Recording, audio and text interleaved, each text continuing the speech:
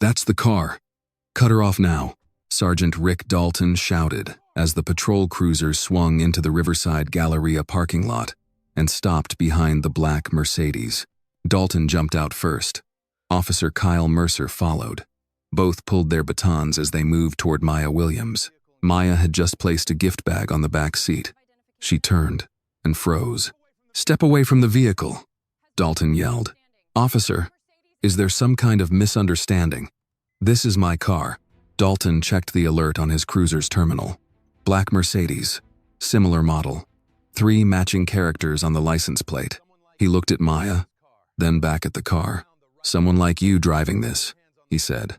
"Looks like we found the right vehicle. Put your hands on the hood." "I'm an architect. The car is registered in my name." "Hands on the hood. My registration is in the glove compartment. Do not reach inside." "Then let me open the Mercedes app. It shows the VIN and the account owner." Maya slowly raised her phone. "Don't move," Mercer shouted. He rushed forward and grabbed for it. The phone slipped from Maya's hand, struck the pavement, and slid beneath the rear tire.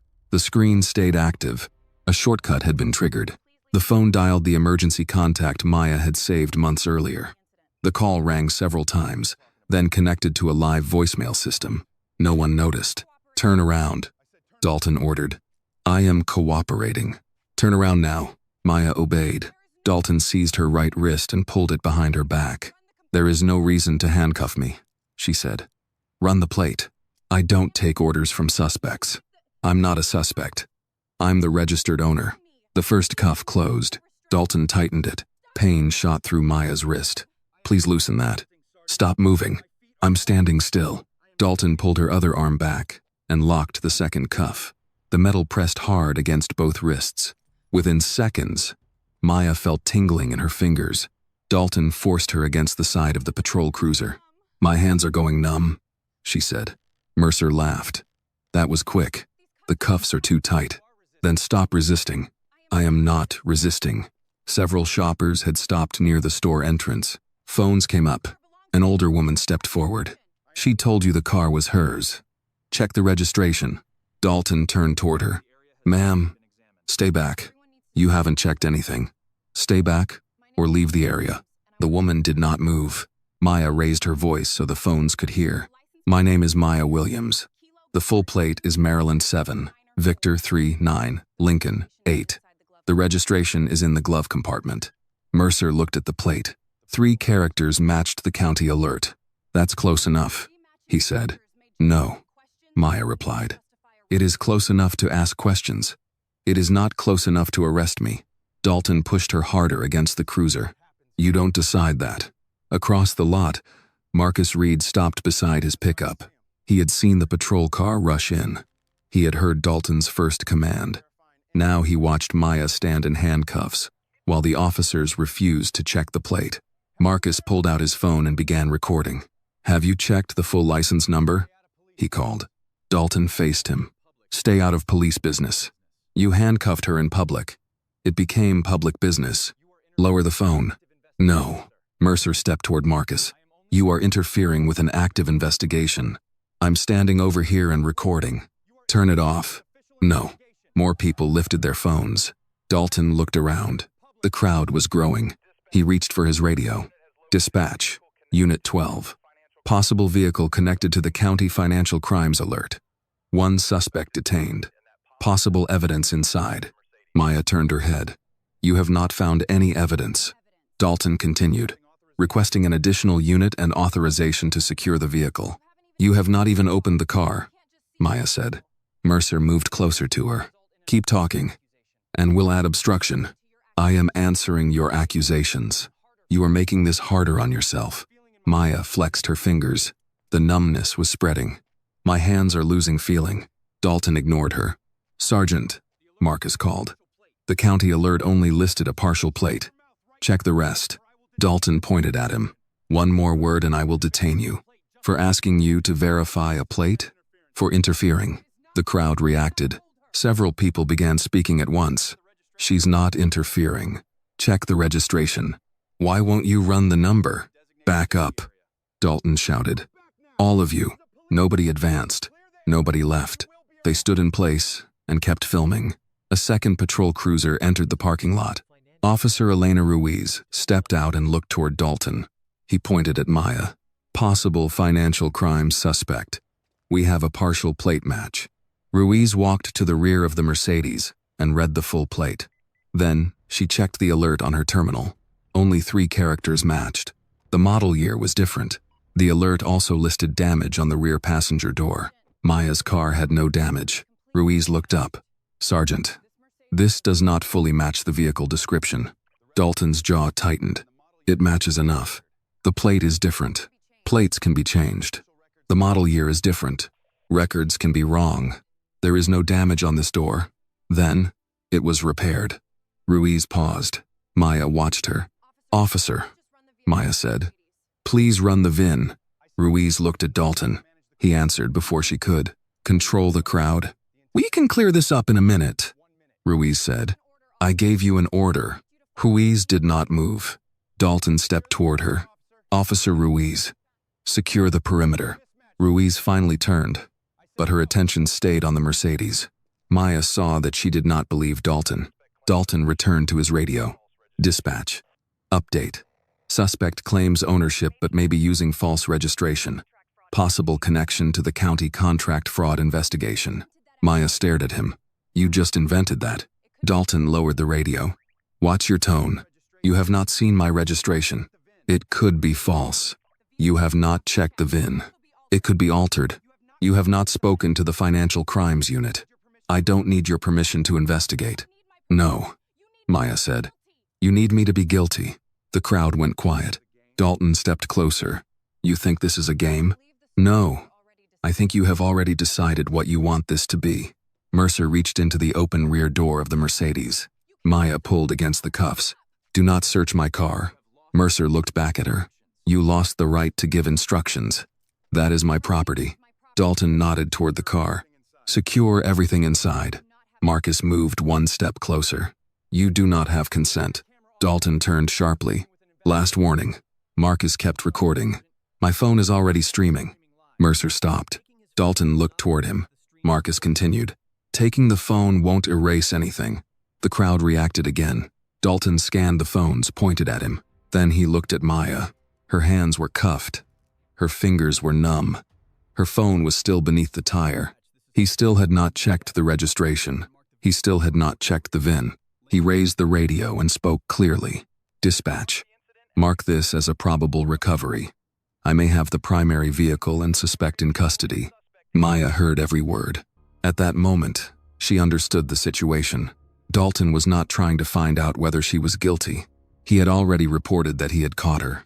Near the rear tire, Maya's phone continued recording. Across the city, a man listened to Dalton call her a suspect. Then he heard Maya say, "My hands are numb." He stood up and reached for another phone. 2 hours earlier, Maya Williams stepped out of Bell and Hart Bridal, carrying a long white garment bag over one arm and a small gift box in the other. "Don't forget to eat before tonight," called Mrs. Hart from the doorway. Nerves and an empty stomach are a bad combination. Maya smiled. "I'll eat. You always say that. I mean it this time." Mrs. Hart folded her arms. She was in her 60s, direct, warm, and impossible to rush. "A good life isn't the one people admire, Maya. It's the one you can come home to." Maya nodded. "I know. Then go home on time. I have one stop left." Mrs. Hart glanced at the gift box. "For him? For dinner? That wasn't my question." Maya laughed, thanked her, and walked toward the black Mercedes parked across the street. She placed the garment bag carefully in the trunk, making sure the zipper stayed closed. The box went beside it. She checked both twice before lowering the trunk lid. Her phone buzzed. The message came from a contact saved only as D. "Call me when you're done. I want to hear your voice." Maya read it twice, then typed back, "One more stop. I'll call after." 3 dots appeared. "You said that an hour ago. I was busy." "Choosing something white?" Maya stopped typing. She looked toward the bridal shop. Mrs. Hart was still standing inside, pretending not to watch through the window. Maya replied, "You ask too many questions." The answer came immediately. "Occupational habit." She smiled and locked the phone. Nobody outside a small circle knew about the engagement. That was intentional. Maya wanted the wedding to remain private until she and the man she loved were ready to announce it together. She also wanted her work to stand on its own. People already questioned how a 28-year-old black woman had opened an architecture studio and won a city contract. She had heard every explanation except the truth. They said she had connections. They said the city needed diversity numbers. They said someone important must have helped her. They rarely said she had earned it. Maya got into the Mercedes and started the engine. An old soul station played quietly through the speakers. She turned it down and checked the handwritten list on the passenger seat. Gift for dinner. Card for Mrs. Brooks. Coffee. Call D. She crossed out coffee. The cup in the console had gone cold an hour ago, but she took one sip anyway and made a face. The Mercedes was 3 years old. She had bought it after her studio received the final payment for the East Ashford Community Center project. The dealership salesman had spoken to the older white architect standing behind her before realizing Maya was the buyer. "Will your boss be joining us?" he had asked. "I am the owner," Maya had replied. The salesman apologized. Maya completed the purchase and drove away alone. She had almost chosen a cheaper car. Her mother had warned her that maintenance costs would be high. Her accountant had suggested waiting another year. Maya bought it anyway. Her father had spent 34 years driving city buses. He woke before dawn, packed 2 boiled eggs and toast into a paper bag, and greeted every passenger with the same words. "Morning, sir." "Morning, ma'am," some answered. Some ignored him. He never stopped. "Respect is what you give because of who you are," he had told Maya. "Not because of who they are." He died before her studio opened. The first night she brought the Mercedes home, Maya parked outside her mother's house and sat behind the wheel for 10 minutes. Her mother came out wearing slippers and a housecoat. "Well?" she asked. Maya handed her the keys. Her mother walked around the car once, opened the driver's door, then closed it again. "Your father would have washed it every Sunday. He would have told me I spent too much. He would have washed it while complaining." They had both laughed. Then her mother had cried. Maya drove toward Riverside Galleria. Traffic moved slowly along Harbor Avenue. A local radio host discussed a county financial investigation involving public construction contracts. Investigators were searching for records linked to shell companies and inflated bids. The host mentioned a black Mercedes that may have been connected to the case. Maya barely listened. Financial scandals had become common in Ashford. Each new report brought the same statements, the same promises, and the same officials saying they were shocked. She changed the station. At the next light, her phone rang. Her mother's name appeared on the screen. Maya answered, through the car speakers.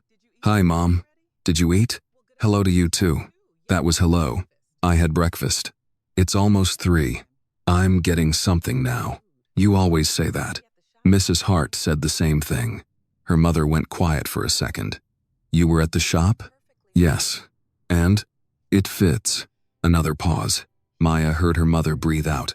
"Your father should be here for this." "I know. He would be proud." "I know. Did you cry?" "No." "Maya?" "A little." Her mother laughed softly. "Good. It means you're not made of stone." "I never said I was." "You act like it when you're nervous." Maya turned into the entrance of Riverside Galleria. "I have to go. I'm picking up your card." "My card? For dinner?" "You already bought me something." "It's not for you." Her mother made a satisfied sound. "Then tell that secret man I said he has good taste. You don't know what I bought." "I wasn't talking about the gift." Maya smiled. "Goodbye, Mom. Eat something." "I will. And call me Sunday." "I always do." "No, you send a text. Calling is different." "I'll call." Maya ended the call and found a parking space near the main entrance.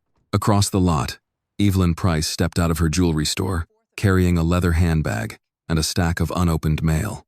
She had spent the morning discussing the county investigation with 2 customers. The television in her store had shown a blurred image of a black Mercedes. The report had included 3 visible characters from the license plate. Evelyn looked toward Maya's car. She stopped. The make matched. The color matched. 3 characters matched. Maya got out, locked the car, and walked toward the entrance. Evelyn watched her pass. Maya did not see the suspicion on the woman's face. She did not see Evelyn pull out her phone and search for the morning news alert. She did not see her compare the blurred image with the Mercedes. Inside the Galleria, Maya bought a card, a box of dark chocolates, and a bottle of sparkling cider.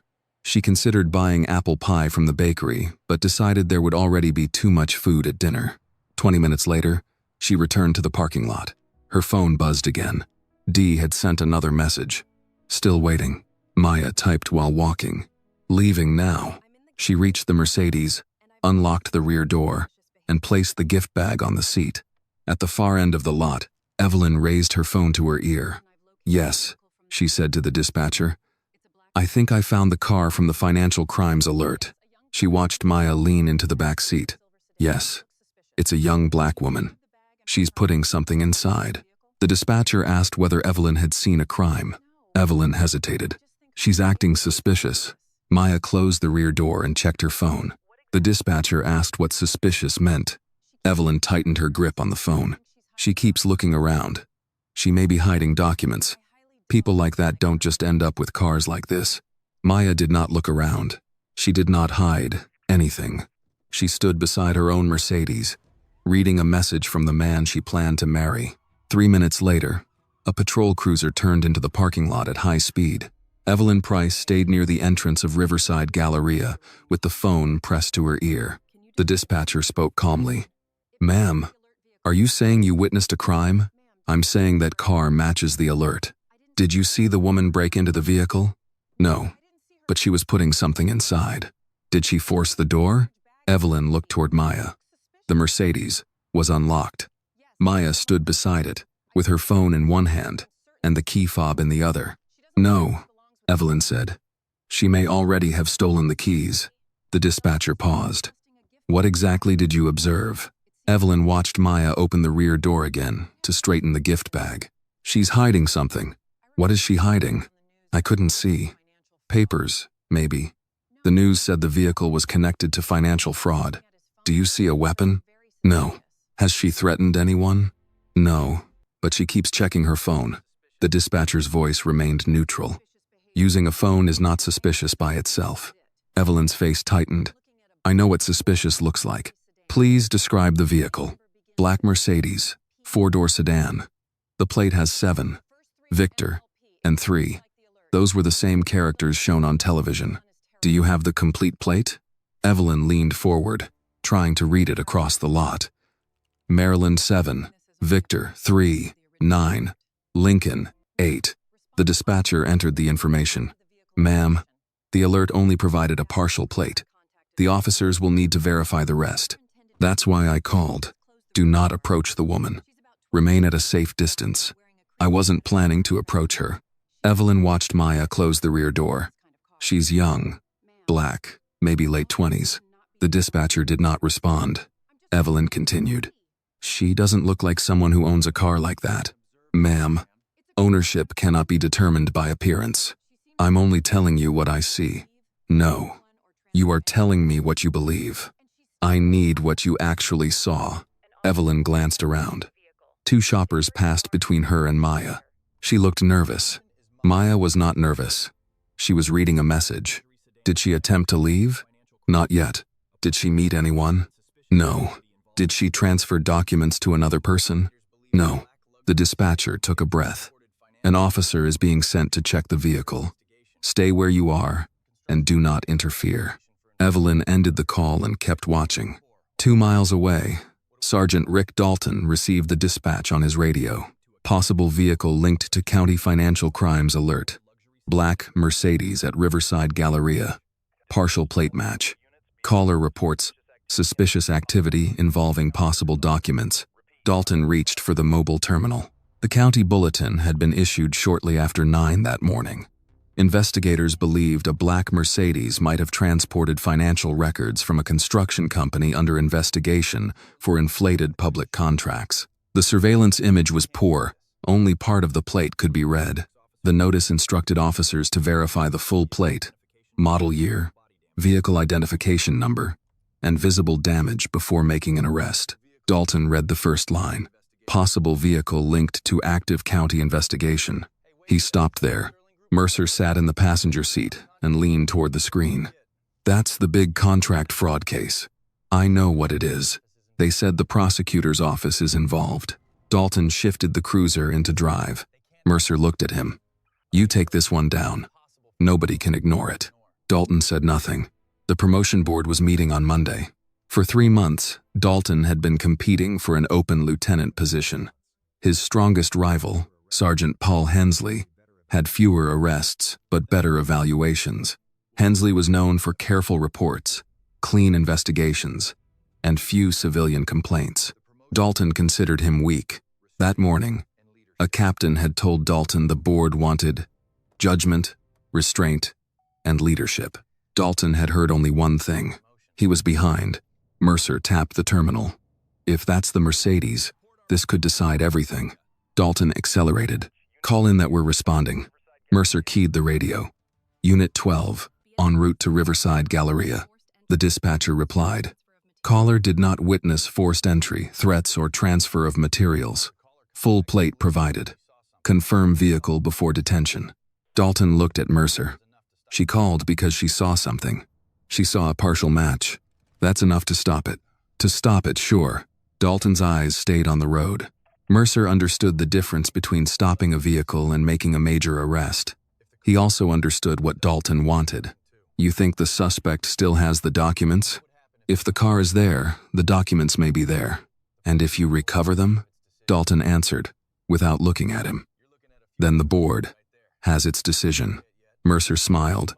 Lieutenant Dalton, don't say it yet. You've earned it. I've earned it for 10 years. The radio crackled again.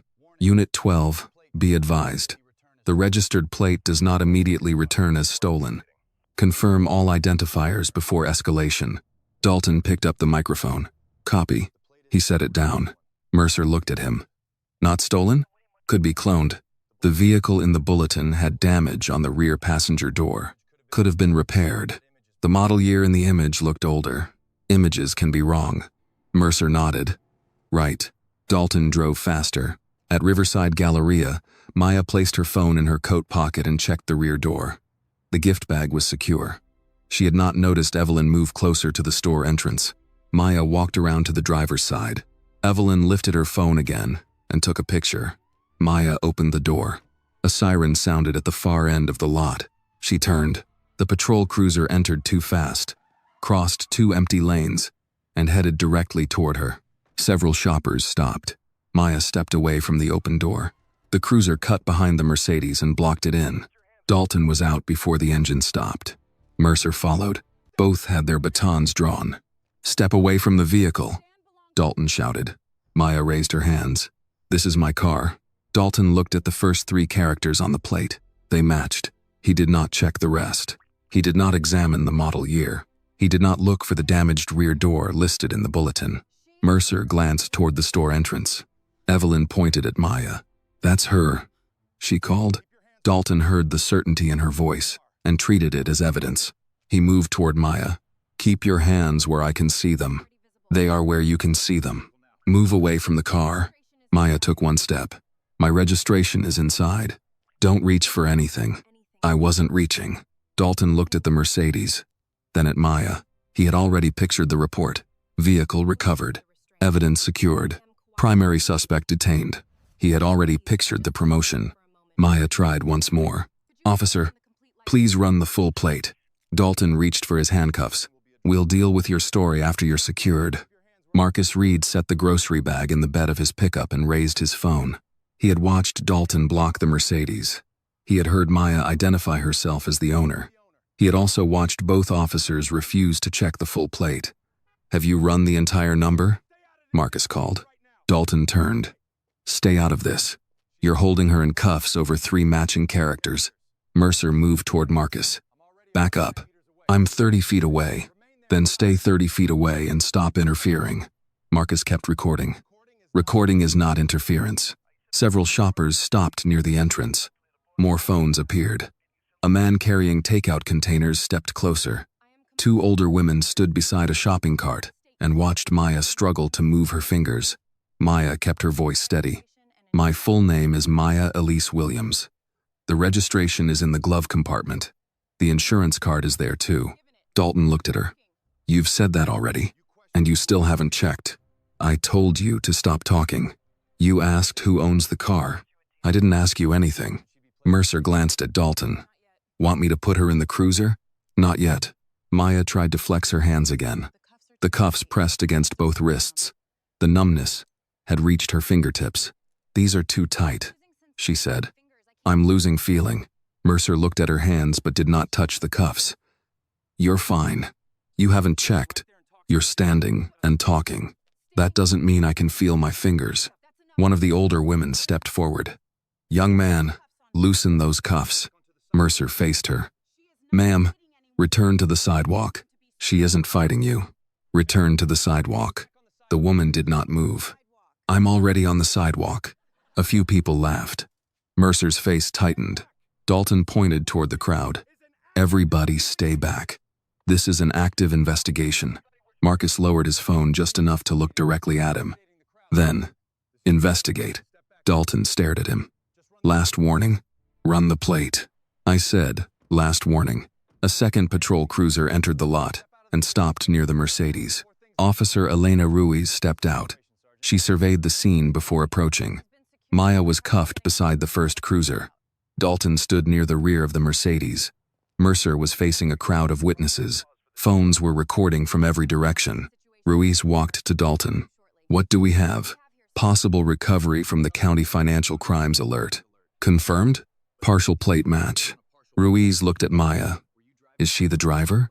She claims she owns it. Maya answered before Dalton could continue. I do own it. My registration is in the glove compartment, and my phone has the VIN. Dalton cut in. She may be using false documents. Ruiz looked at the vehicle alert on her terminal. Black Mercedes. Partial plate.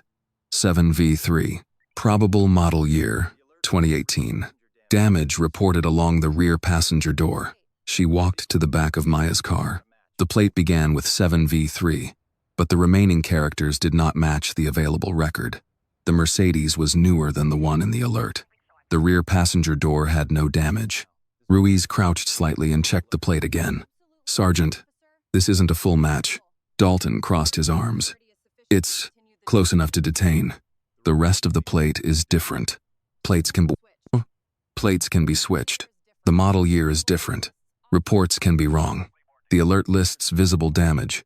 It could have been repaired. Ruiz looked toward the registration sticker on the plate. We should run the VIN before we do anything else. Dalton stepped closer. I know how to handle a vehicle stop. This isn't a stop. She was parked. Dalton lowered his voice. Control the crowd. Ruiz did not move. Maya watched the exchange. Ruiz had seen the same facts. She had reached the obvious conclusion. Maya waited for her to say it clearly. Officer Ruiz, Maya said. Please check the registration. Ruiz met her eyes. Dalton answered for her. You do not give my officers instructions. I'm asking her to verify a public record. You're being detained. For what? Possible involvement in an active financial crimes investigation. Based on 3 characters? Based on the total circumstances. What circumstances? Dalton looked at the Mercedes. The car. The documents you were placing inside. Your behavior. I put a gift bag in the back seat. That's your version. It's on the parking lot cameras. Dalton's attention shifted toward the building. Marcus noticed. So check the cameras, he said. Dalton turned toward him. You need to leave. No. Mercer took another step toward Marcus. Sir, you are becoming part of the problem. Marcus held the phone higher. The problem is standing beside a woman in cuffs while refusing to check her name. The crowd reacted. Run the plate. Check her registration. Why won't you look? Dalton raised his voice. Back up. All of you. Nobody advanced, but nobody left. Ruiz opened the plate search screen on her terminal. Dalton saw it. What are you doing? Running the full registration. I didn't authorize that. We need to identify the vehicle. I already identified it. No. You identified 3 characters. The crowd went quiet. Dalton stepped close to Ruiz. Secure the perimeter. Ruiz looked at Maya's hands. Her cuffs may be too tight. They're fine, She says she has numbness. Suspects complain. Maya spoke slowly, so every phone could capture each word. My name is Maya Elise Williams. I am 28 years old. I own Williams Community Design. The Mercedes is registered to me. I have asked the officers to check the full plate, the registration, the VIN, and the parking lot cameras. They have refused. Mercer moved toward her. Stop performing. I'm creating a record. You're creating obstruction. By stating my name? By agitating the crowd. Marcus answered. The crowd is agitated because you won't verify anything. Dalton reached for his radio. Dispatch, Unit 12. Update the incident. Possible suspect connected to the county contract fraud investigation. Vehicle secured. Potential evidence inside. Ruiz looked at him. We haven't confirmed evidence. Dalton continued speaking. Request financial crimes notification and a tow unit. Maya turned as far as the cuffs allowed. You cannot tow my car based on a partial plate, huh? Dalton lowered the radio. Watch me. You have no probable cause. I have a matching vehicle. You have a different plate, a different model year, and no damage. Dalton looked at Ruiz. She had not given Maya those details. Maya had heard enough to understand. Dalton said, That information is not your concern. It is my car. It may be evidence. It is not connected to your case. You don't know that. You don't know that it is. Ruiz's terminal returned the first registration result. She looked down. The screen showed Maya's name. Dalton noticed the change in her expression. What does it say? Ruiz hesitated. Maya saw the hesitation and knew. You found me, she said. Ruiz looked up. Dalton held out his hand. Give me the terminal. Sergeant. Now. Ruiz handed it over. Dalton read the screen. Registered owner. Maya Elise Williams. Current status. Valid. No stolen vehicle report. For 1 second. Nobody spoke. Dalton could have removed the cuffs. He could have apologized. He could have ended the detention before it became something worse. Instead, he locked the screen and handed the terminal back. That proves the plate is registered to her, he said. It does not prove the vehicle identification number hasn't been altered. Ruiz stared at him. There's no indication of that. Then verify it. That's what I suggested 10 minutes ago. Dalton ignored her and keyed his radio again. Dispatch. Mark this as a probable recovery. Primary suspect detained. Maya looked at him. You know the car is mine. Dalton kept the radio near his mouth. You know my name is on the registration. He did not answer. You know the description does not match. Dalton pressed the transmission button. Maya raised her voice. Justice becomes unfair the moment the truth is treated like an inconvenience. The words reached every phone in the parking lot. Dalton finished his report and looked at her without concern. Maya understood then that the registration had not changed anything. The truth was no longer information he had failed to find. It was evidence he had chosen to ignore. Dalton pointed at the open rear door of the Mercedes.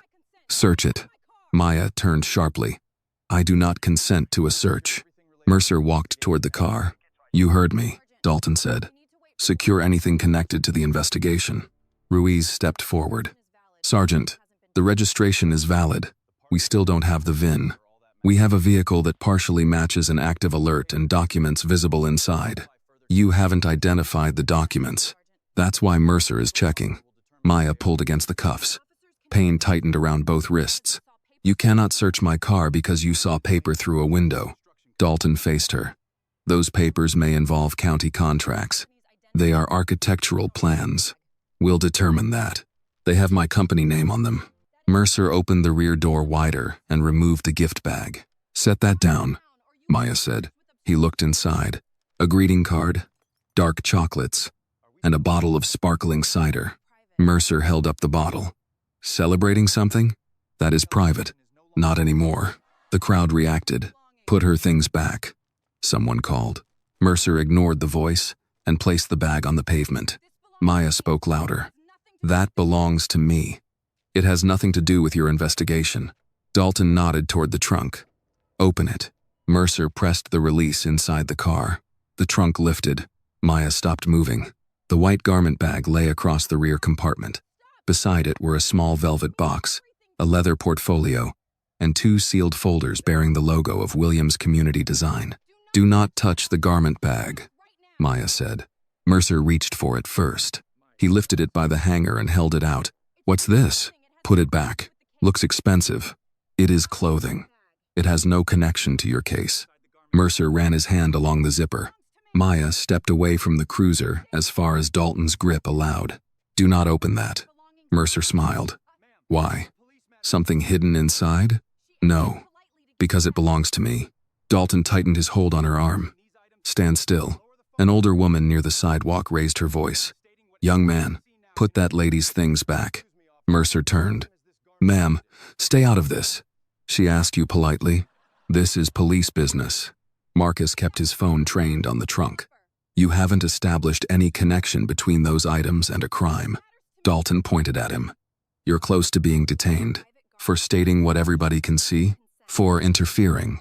Marcus did not lower the phone. "Then explain what crime the dress committed."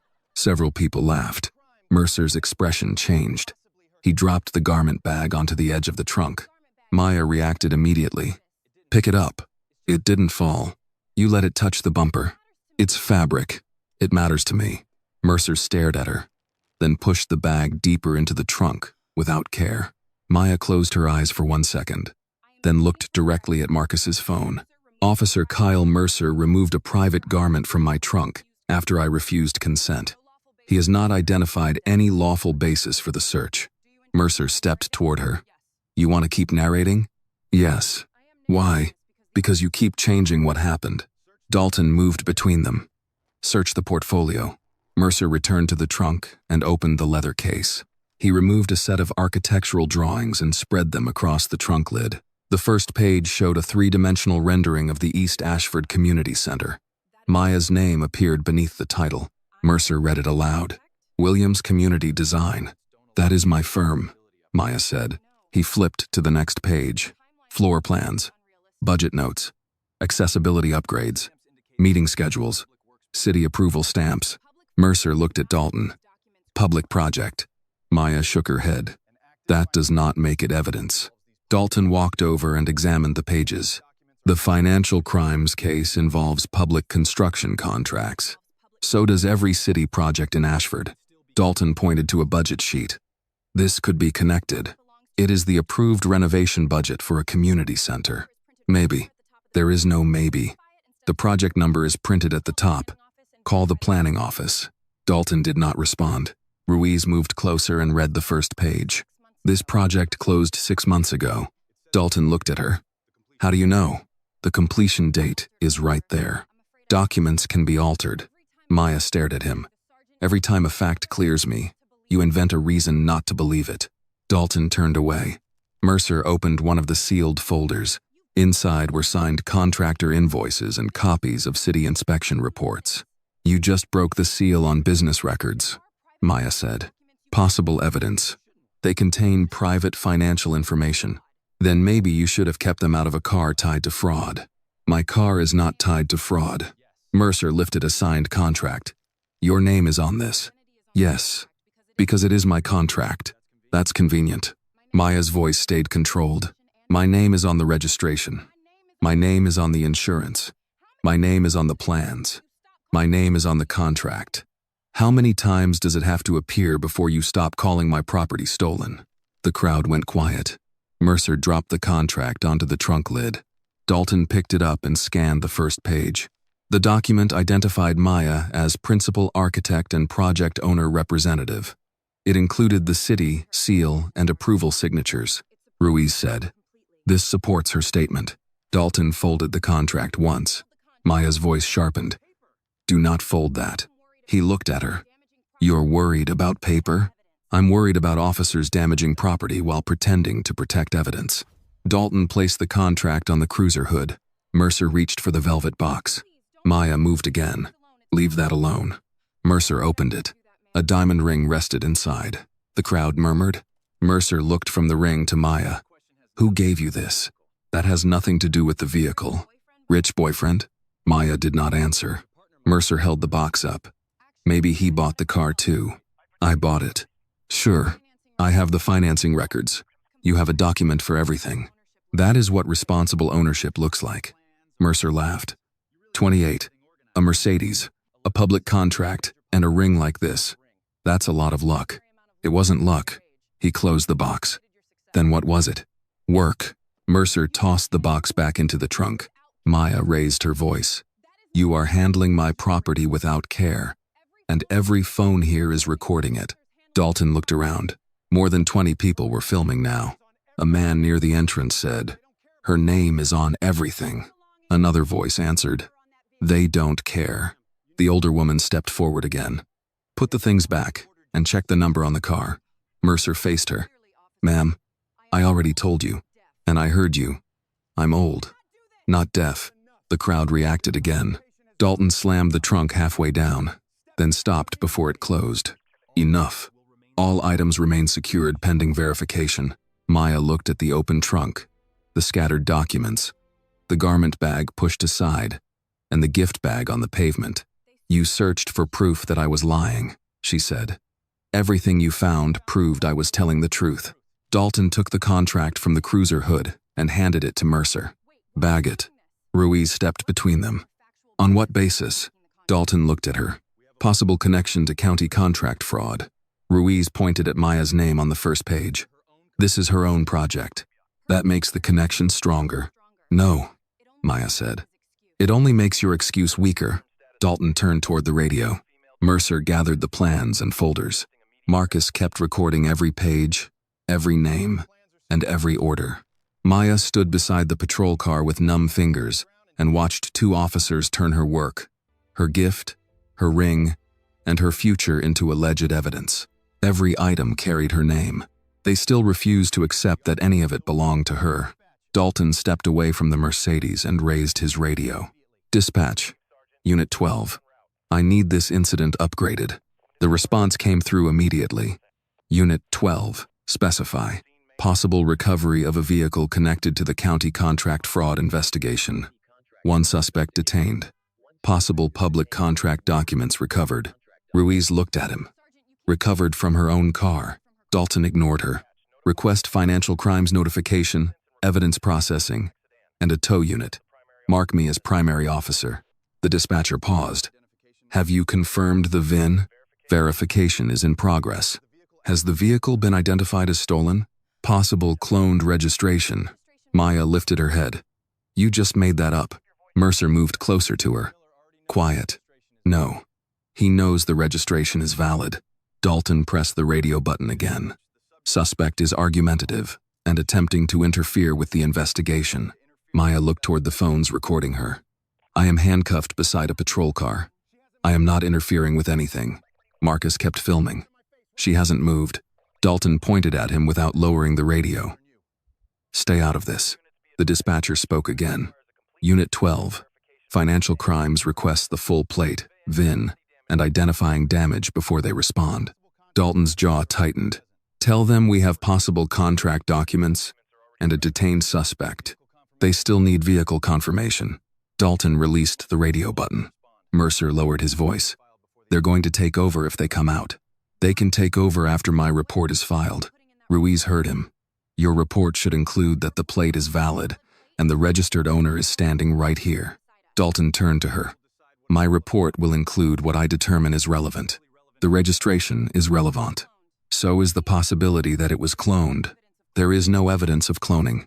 There wasn't evidence of contract fraud until somebody started looking. Maya answered. And you still haven't found any. Dalton faced her. You have city contract documents in a vehicle matching a county alert. I am an architect. I work on city contracts. That is your explanation. That is my profession. Mercer opened one of the folders again and took pictures with his department phone. Maya watched him. You are photographing private business records.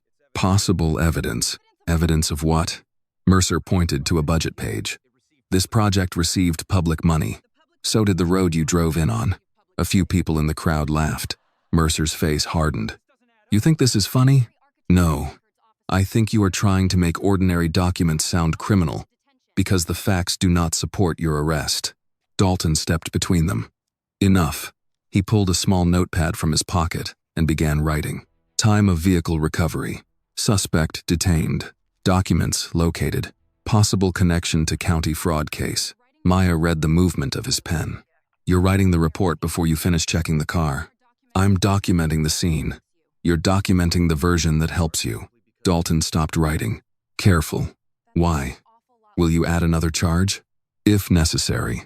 For correcting you? For obstructing? Maya looked at the crowd. Everyone here can see that I'm cuffed. Marcus answered. And everyone can hear him changing the story. Dalton walked toward him. I warned you. Marcus did not move. You warned me not to record. That warning had no legal basis. Mercer stepped beside Dalton. Sir, hand over the phone. No. You are interfering with a police investigation. I'm standing in a public parking lot. Dalton looked around.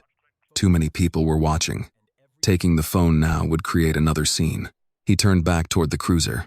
Mercer, photograph the trunk and every document, Ruiz said. Before photographing business records, we need a lawful basis. We have one. What is it? Probable connection to the financial crimes case. Based on what? The vehicle match. It does not match. The documents. They are ordinary project records. The suspect's behavior. She has cooperated. Dalton looked directly at Ruiz. Are you questioning my command in front of civilians? I'm asking you to state your basis. You don't need it. I do if my name is going on the report. Dalton stared at her. Mercer stopped taking pictures. The crowd went quiet again. Dalton spoke slowly. Your name will go wherever I put it. Ruiz held his gaze. Then make sure the report is accurate. Dalton moved close enough that only Ruiz and Maya could clearly hear him. You want to stay on patrol for the next 10 years? Ruiz did not answer. You want every request denied? Every weekend assigned? Every evaluation marked down? Are you threatening me? I'm explaining how careers work. Maya watched Ruiz's expression change. Dalton stepped away and keyed his radio again. Dispatch. Add that responding officers located documents associated with an Ashford public construction project. Possible connection to the active contract fraud investigation. Ruiz spoke before the dispatcher could answer. Unit 12 has not confirmed any connection. Dalton looked at her. The dispatcher replied, Officer, identify. Officer Elena Ruiz. The vehicle registration is valid to Maya Elise Williams.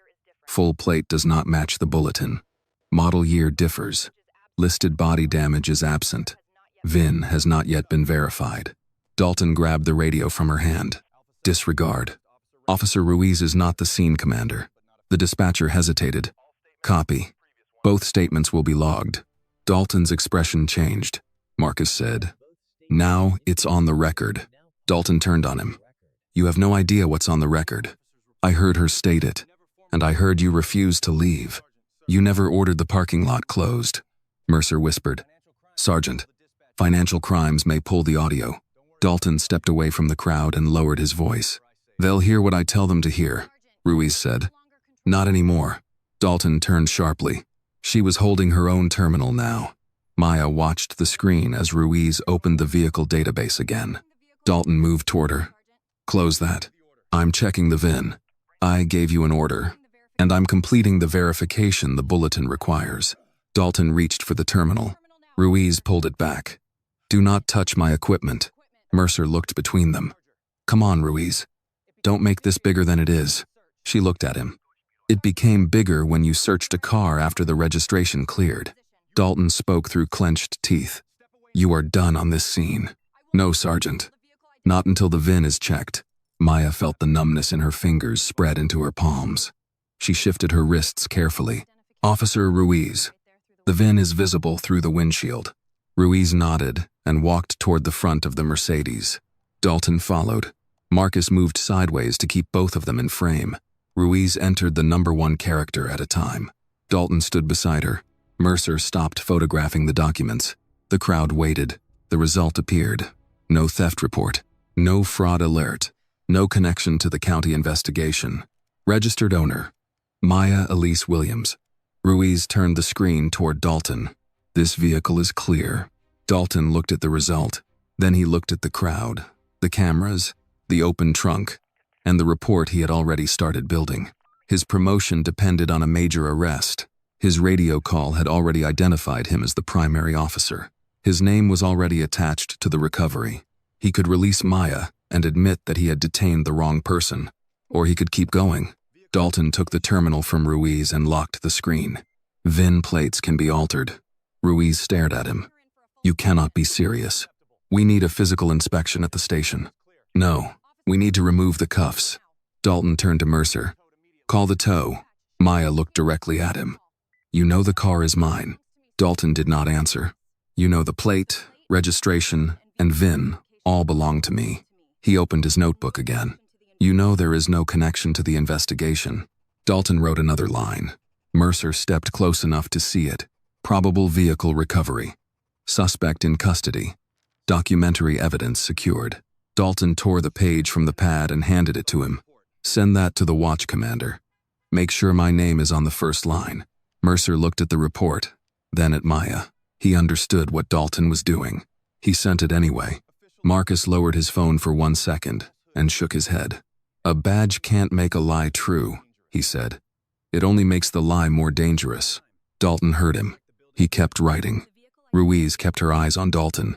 The VIN is clear, she said. The registration is valid. The plate is valid. There is no connection to the county investigation. Dalton closed his notebook. We are not done. Yes, we are. Mercer looked toward the crowd. More people had gathered near the entrance. Several were speaking into their phones while they recorded. Dalton lowered his voice. You are forgetting who is in command. No. I am remembering what the bulletin required. It required us to investigate.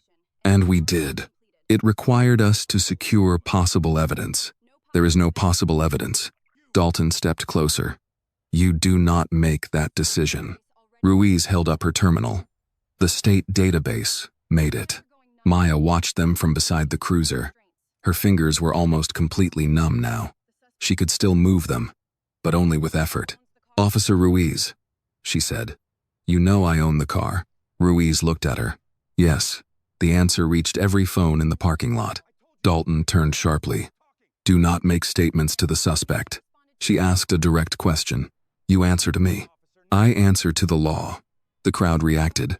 Marcus kept his phone steady. Say that again. Dalton pointed at him. You are one warning away from leaving in handcuffs. Marcus did not move. You have already threatened that. Mercer stepped toward the open trunk and picked up the folded contract. Sergeant, we still have the city documents. Ruiz looked at him. They belong to her firm. They could be connected. To what? The fraud case. How? Mercer glanced at Dalton. Public contracts. Construction money. That is not evidence. It is enough to hold them. No, Ruiz said. It is enough to call the agency listed on the documents and verify them. Dalton took the contract from Mercer. We will verify them at the station. Maya shook her head. You have no right to take my business records. You can file a complaint. I am filing one now. Dalton looked at the phones around them. Maya raised her voice. At approximately 3:15 this afternoon, Sergeant Rick Dalton was shown a valid registration and a clear VIN. Officer Elena Ruiz confirmed that my car is not connected to the county alert. Sergeant Dalton is still refusing to release me. Mercer moved toward her. Stop talking. No, you are agitating the crowd. I am describing your actions. You're making this worse. You already made it worse. Dalton grabbed Maya's upper arm. She winced. My hands are numb. Then stop pulling. I am not pulling. Ruiz stepped forward. Sergeant, loosen the cuffs. They stay on. She has reported numbness multiple times. She is trying to control the scene. She cannot feel her fingers. Dalton looked at Maya. Can you move them? Maya forced her fingers open and closed. The motion was slow. That proves circulation. Ruiz stared at him. That is not how this works. Dalton released Maya's arm. You want to practice medicine now? I want to prevent an unnecessary injury. There is no injury. There does not have to be one. The older woman near the sidewalk spoke again. She has asked you 4 times. Dalton faced her. Ma'am, this does not concern you. The woman raised her chin. A woman asking for help in public concerns me. Several people nodded. Mercer looked at Dalton. We need to move this along. Dalton's attention shifted toward the parking garage entrance. A tow truck had not arrived. Financial crimes had not responded. The crowd was getting larger. His report had already been sent. He needed control. He pointed at Maya. "Read her rights." Ruiz looked at him. "For what charge?" "Obstruction." "What did she obstruct?" "She refused instructions." "She complied." "She attempted to reach into the vehicle to retrieve her registration." "She argued with officers." "That is not obstruction." Dalton's voice rose. "She interfered with an active investigation. She is the subject of the investigation. Answering questions is not interference." Mercer stepped beside Dalton. She also encouraged the crowd. Maya looked at him. "I have not spoken to the crowd once. You kept narrating. I stated my name and the facts. You knew people were recording. That is not a crime," Marcus called out. "Neither is owning a Mercedes." The crowd answered with agreement. Dalton walked toward Marcus. "You think this is entertainment?" "No. You think you understand police work?" "I understand a clear VIN." "You understand nothing." "I understand she is still cuffed after your own officer cleared the vehicle." Dalton stopped several feet away. "Leave the property." Marcus shook his head. "You do not own the property. I am ordering you to leave an active scene. Then establish a perimeter." Dalton pointed toward the far end of the lot. "The perimeter is over there." Marcus looked around. "You just invented that." Mercer moved toward him. Ruiz stepped between them. "Sergeant, we need to lower the temperature." Dalton looked at her. "Then move the crowd." "The crowd is not advancing. They are interfering. They are standing in a public parking lot." Dalton spoke quietly. "Choose your next words carefully." Ruiz did not look away. "I have." For several seconds, no one spoke. Maya studied Ruiz's face. She saw fear. Ruiz knew Dalton could damage her career. She knew Mercer would support him. She knew the report might be written against her. Maya said, "You found the truth 10 minutes ago." Ruiz turned toward her. "You do not have to protect him from it." Dalton raised his voice. "That is enough," Maya continued. "You know I am innocent." Ruiz's hand tightened around the terminal. Dalton stepped between them. "Officer Ruiz, go control the entrance." Ruiz remained where she was. "That is an order." She looked at Maya's cuffed hands, then at the clear VIN result still visible on her screen. Finally, she moved. Maya felt her chest tighten. Ruiz walked past Dalton, past Mercer, and toward the front of the Mercedes. Dalton smiled slightly. Then Ruiz stopped beside the windshield and entered the VIN again. Dalton's smile disappeared. She took a screenshot of the result, then another of the registration. Then she sent both to her department email. "What are you doing?" Dalton demanded. "Preserving the record. I told you not to enter a conclusion. I did not enter one. You just sent evidence outside the scene. I sent verified database results to my official account. Delete them?" "No." Mercer looked at her. "Ruiz, don't do this." She faced him. "The car is clear." Dalton moved toward her. "You are directly disobeying a supervisor. I am preserving evidence that exonerates a detained citizen. That citizen is still under investigation." "For what?" Dalton did not answer. Ruiz looked toward Maya. "The vehicle belongs to Maya Elise Williams. It is not listed as stolen. It is not connected to the county alert. The VIN, model year, and body description do not match." The crowd went silent. Maya closed her eyes for 1 second. Dalton stared at Ruiz. She had said it publicly. She had placed it on the record. He could still release Maya. He could still end the search. Instead, he pointed at the open trunk. "Mercer, secure every document." Ruiz stepped toward him. "On what lawful basis?" Dalton turned. "Because I said so." "No," Ruiz replied. "That is not a lawful basis." The crowd began speaking again. Dalton looked at the cameras, then at the report already sent under his name. He reached for his radio. "Dispatch, Unit 12. Suspect remains detained pending document verification. Possible obstruction. Request immediate tow and transport." Ruiz stared at him. Maya did too. The truth was now public, verified, and preserved. Dalton continued anyway. The manager of Riverside Galleria pushed through the crowd holding a tablet against his chest. "Who is in charge here?" Dalton turned. I am. My name is Stephen Cole.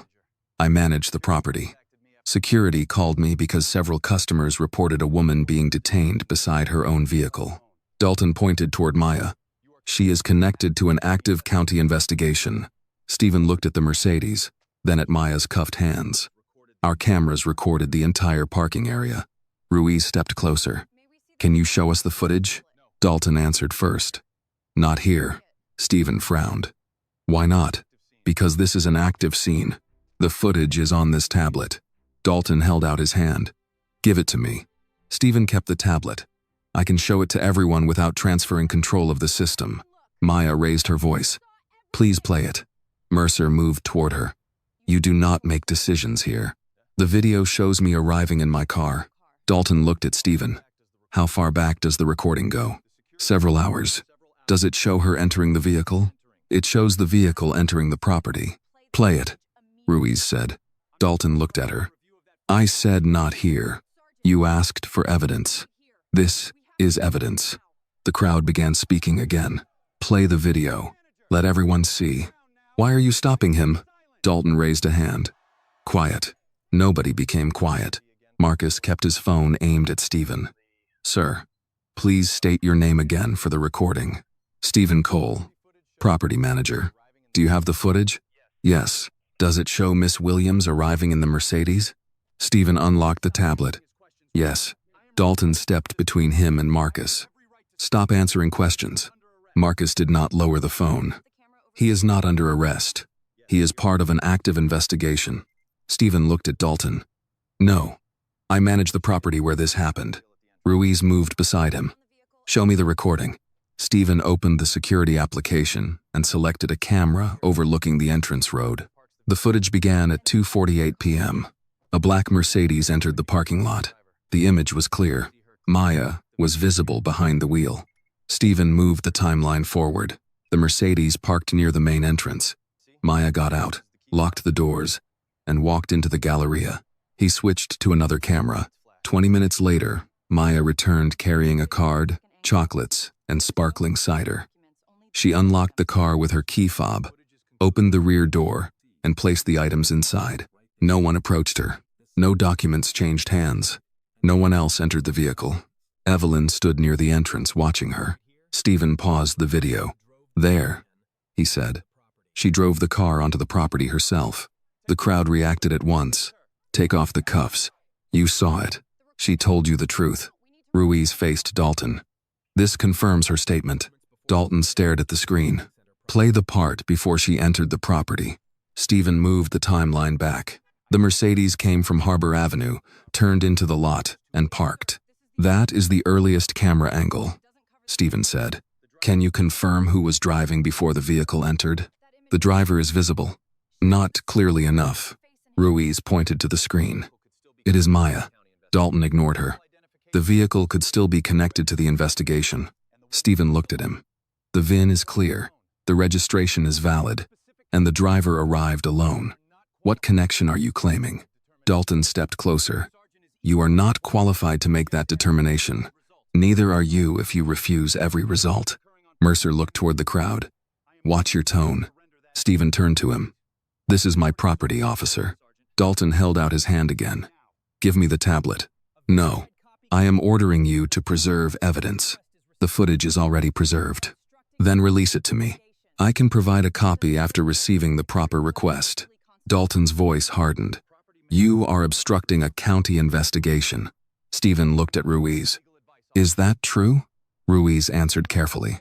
You are allowed to preserve your own security footage. Dalton turned on her. You are not giving legal advice. I am stating the obvious. Stephen locked the tablet. I will not surrender access to the entire system. Dalton moved close enough to force Stephen to step back. This footage may contain protected investigative material. It contains my parking lot. You will disable access to this recording. Stephen shook his head. No. You will delete any local copy and prevent distribution. The crowd fell quiet. Marcus moved 2 steps closer, keeping the phone high. Sergeant, did you just order him to delete the video? Dalton pointed at him. Back up. Answer the question. I said back up. Stephen looked at Dalton. Our policy prohibits deletion after a police incident. Your policy does not override an investigation. Neither does your order override data retention law. Mercer stepped beside Dalton. Mr. Cole, failure to cooperate could expose this business to a search warrant and a broader financial review. Stephen looked at him. Are you threatening the Galleria? We are explaining the consequences. Ruiz moved between them. There is no basis for threatening the property owner. Dalton faced her. Stay out of this. No. He took a breath. Officer Ruiz, stand down. The footage clears Maya. It shows part of an event. It shows the entire event before your arrival. It does not show whether the vehicle was used earlier in the day. The state database already cleared it. Dalton looked around at the phones. He lowered his voice to Stephen. Lock the system. Delete the copy on that tablet. Turn over the master recording to me. Stephen said nothing. Dalton continued. If you refuse, I will secure the security office, seize the equipment, and list this business as uncooperative in a financial crimes investigation. You cannot do that. I can do it before you finish calling your attorney, Marcus said. I recorded that. Dalton turned sharply. Marcus held up the phone. Every word. Mercer stepped toward him. Ruiz blocked his path. Stephen moved the tablet behind his back. I am not deleting anything. Dalton raised his voice. Then you are obstructing. No, Stephen replied. I am preserving evidence. The older woman near the sidewalk pointed at Dalton. A man asks you to erase the truth. He has already told you which side he is on. Several people agreed. Dalton scanned the crowd but could not identify who had spoken. Maya stood beside the cruiser, hands numb, watching the first clear proof of her innocence become the next target. The video had not ended the detention. It had given Dalton something else to destroy. Maya's phone vibrated beneath the rear tire of the Mercedes. The screen was cracked, but the call remained connected. Every voice in the parking lot continued to pass through the microphone. Delete the local copy, Dalton ordered. Stephen Cole held the tablet behind his back. I already told you no. Mercer stepped closer. You are risking your business over a woman you don't know. I know what the video shows. You don't know what this investigation involves. I know she drove that car into my parking lot. Dalton pointed toward the Galleria. Take us to the security office. Stephen stayed where he was. Not without a warrant. Dalton reached for his radio. Maya raised her voice. He is threatening the property manager because the camera proves I told the truth. Mercer faced her. Stop commenting. The recording is public now. You are still detained. For owning my car? For interfering with an investigation. My hands are cuffed behind me. What exactly am I interfering with? Mercer did not answer. The phone beneath the Mercedes captured everything. Across the city, a man stood behind a wide desk with a second phone pressed to his ear. He had received the live voicemail notification during a meeting. At first, he assumed Maya had called by accident. Then he heard Dalton's voice. He heard the command to put her hands on the car. He heard the cuffs close. He heard Maya say her fingers were going numb. The meeting ended immediately. Find the location of her phone, he told the person on the other line. We're trying. The signal is active, but the location service hasn't updated. Try again. Do you want me to call her? I already did. No answer? No. The man looked at the live waveform moving across his computer screen. The voicemail system had been installed for emergency calls. Maya had laughed when he asked her to activate it. You worry too much, she had told him. Only about things that matter. Now the system was sending every sound from the parking lot directly to him. Dalton's voice came through again. If you refuse to cooperate, I will secure this entire building. Stephen replied. You are trying to seize evidence that clears her. I am preserving evidence. You told me to delete it. That is not what I said. Marcus spoke from nearby. It is exactly what you said. I have it recorded. The man at the desk straightened. Who is that? The person on the other line asked. A witness. Do you recognize the officers? Not yet. He enlarged the emergency data panel connected to Maya's number. The system showed only a general service area near Central Ashford. Not enough. Contact the carrier. That requires authorization. You have it. There was a pause. Under whose authority? The man looked toward the closed office door. Mine. Back in the parking lot, Dalton moved toward Marcus. Turn off the phone. Marcus kept recording. No. You are interfering with evidence control. I'm documenting you. Trying to erase evidence. Mercer stepped in beside Dalton. Last warning. Marcus looked from Mercer to Dalton. You said that 10 minutes ago. The crowd responded with nervous laughter. Dalton raised his voice. This is no longer a public viewing area. Everyone needs to leave. Stephen shook his head. You cannot close private property without my approval. I can close a crime scene. What crime? Dalton pointed toward Maya. Possible contract fraud. Ruiz answered from beside the Mercedes. The vehicle has been cleared. Dalton turned. I did not ask you. The full plate is clear. The VIN is clear. The registration is clear. The security footage confirms her account. You are not in command. No. But I am still required to report accurate information. The man in the office heard every word. He opened another line. Get me the current dispatch log for every unit at Riverside Galleria. The response came quickly. Why, Riverside? Because that is where this is happening. You found the location? I heard it. On the voicemail, a shopper had shouted the name of the Galleria. While arguing with Mercer, the man grabbed his jacket from the back of a chair. Send me every responding unit and every supervisor assigned to that call. Yes, sir. He ended the line but kept the voicemail running through the computer speakers. Maya shifted her weight beside the cruiser. The cuffs pressed harder when she moved. I need these loosened, she said. I can barely feel my hands. Ruiz turned toward her. Sergeant, we need to adjust them. Dalton did not look back. No. This is the 6th time she has reported numbness. She is trying to delay transport. I have not been told where I'm being transported, Maya said. Mercer answered. You'll know when we move you. Am I under arrest? You are detained. Then why are you talking about transport? Because we may need a controlled location. Marcus raised his voice. You mean a place without cameras? The crowd reacted immediately. That's exactly what he means. Don't take her anywhere. Keep recording. Dalton faced them. Back up. Nobody moved forward. Nobody lowered a phone. Maya looked toward the Mercedes. She could see the edge of her phone beneath the rear tire. The screen was still lit. She remembered the emergency shortcut.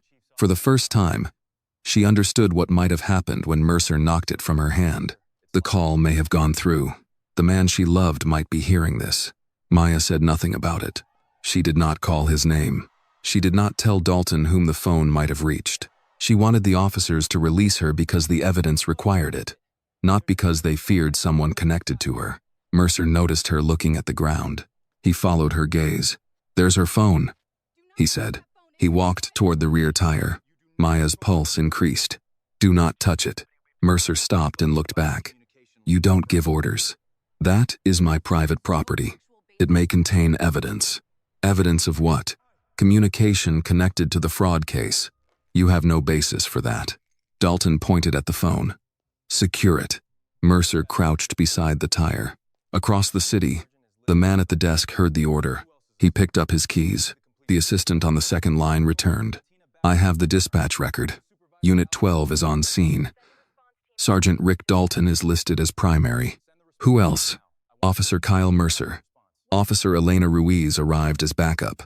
Any supervisor above Dalton? No. The man walked toward the door. Send a response team to Riverside Galleria. What level? Immediate supervisory intervention.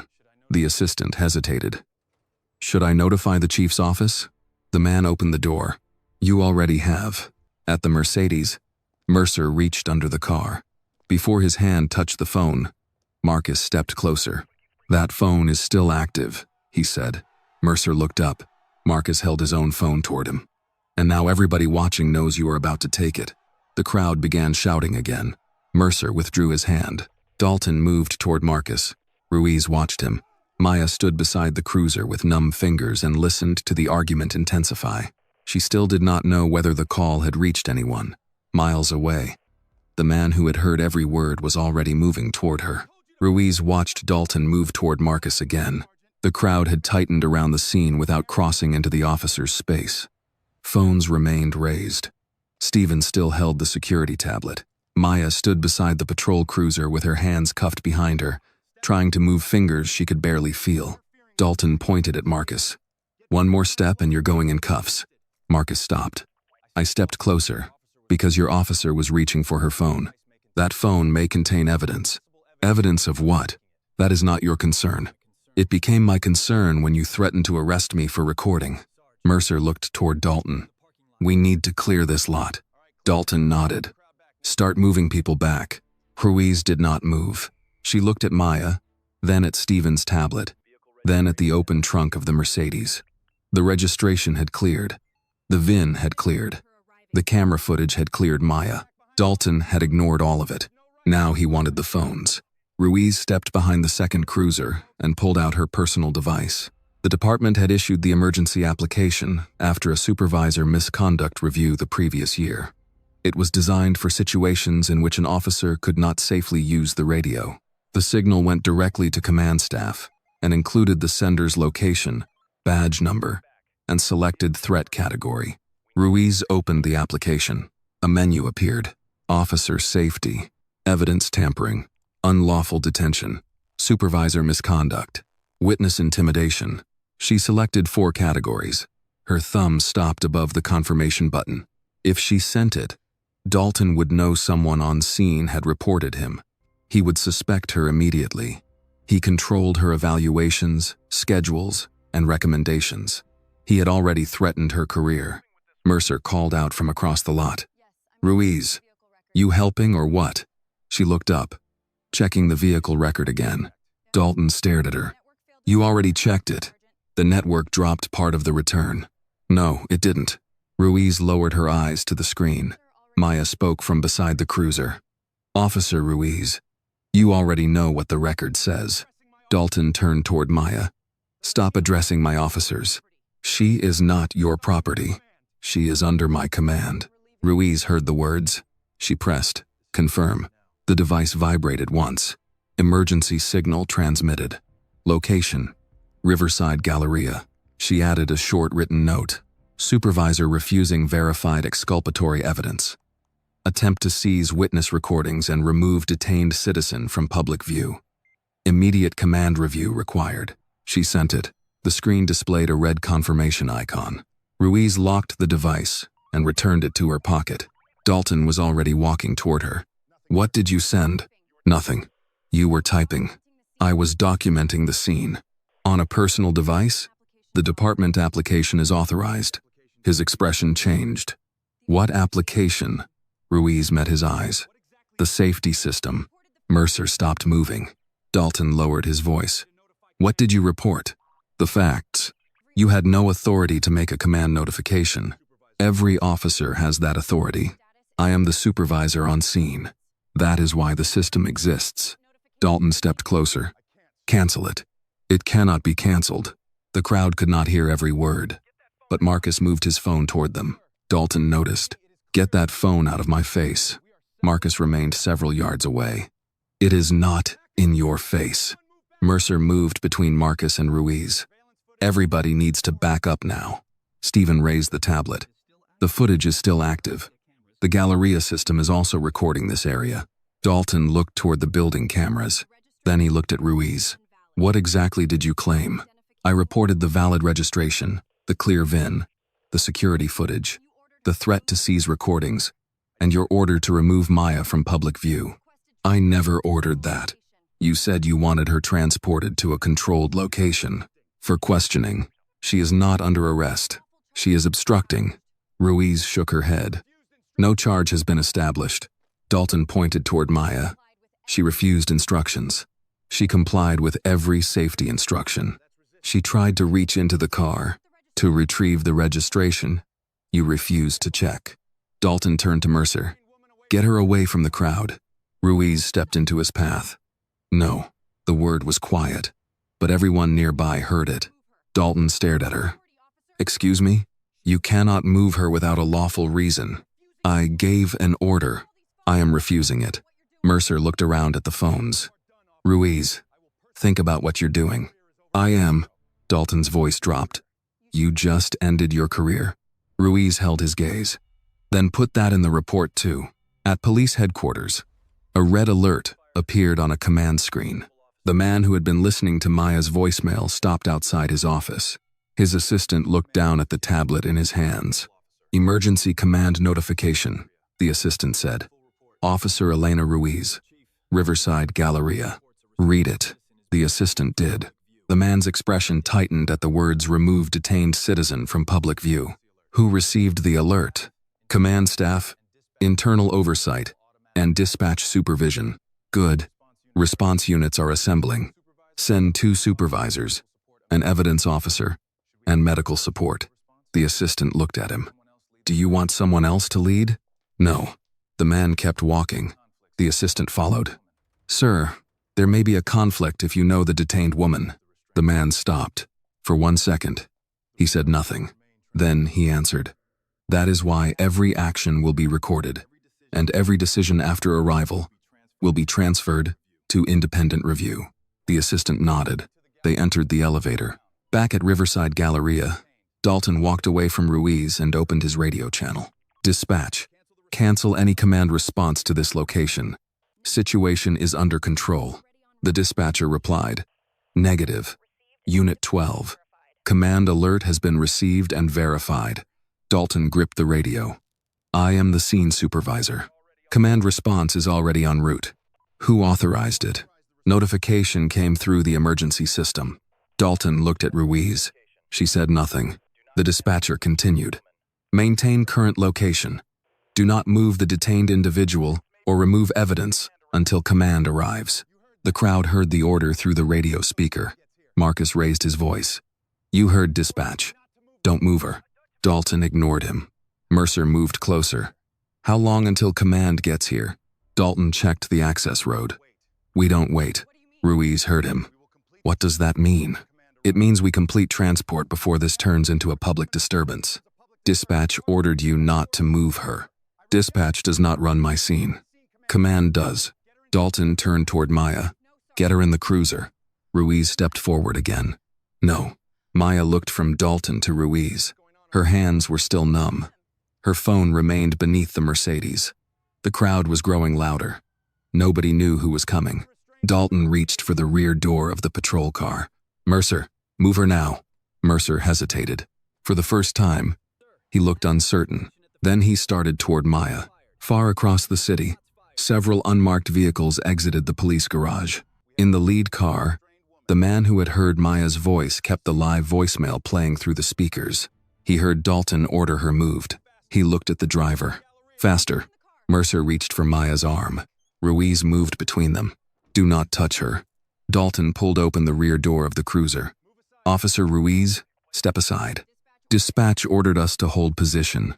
"Dispatch is not standing in this parking lot. Command is on the way." "That changes nothing." "It changes everything." The crowd pressed closer without crossing the space around the cruisers.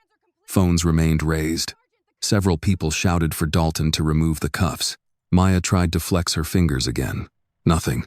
My hands are completely numb now." Ruiz looked at Dalton. "We need to take the cuffs off. She is being transported." "For what charge?" "Obstruction." Maya turned toward him. "What did I obstruct?" "You refused lawful commands. I gave you my name, my plate number, my registration, and my VIN. You argued with the officers.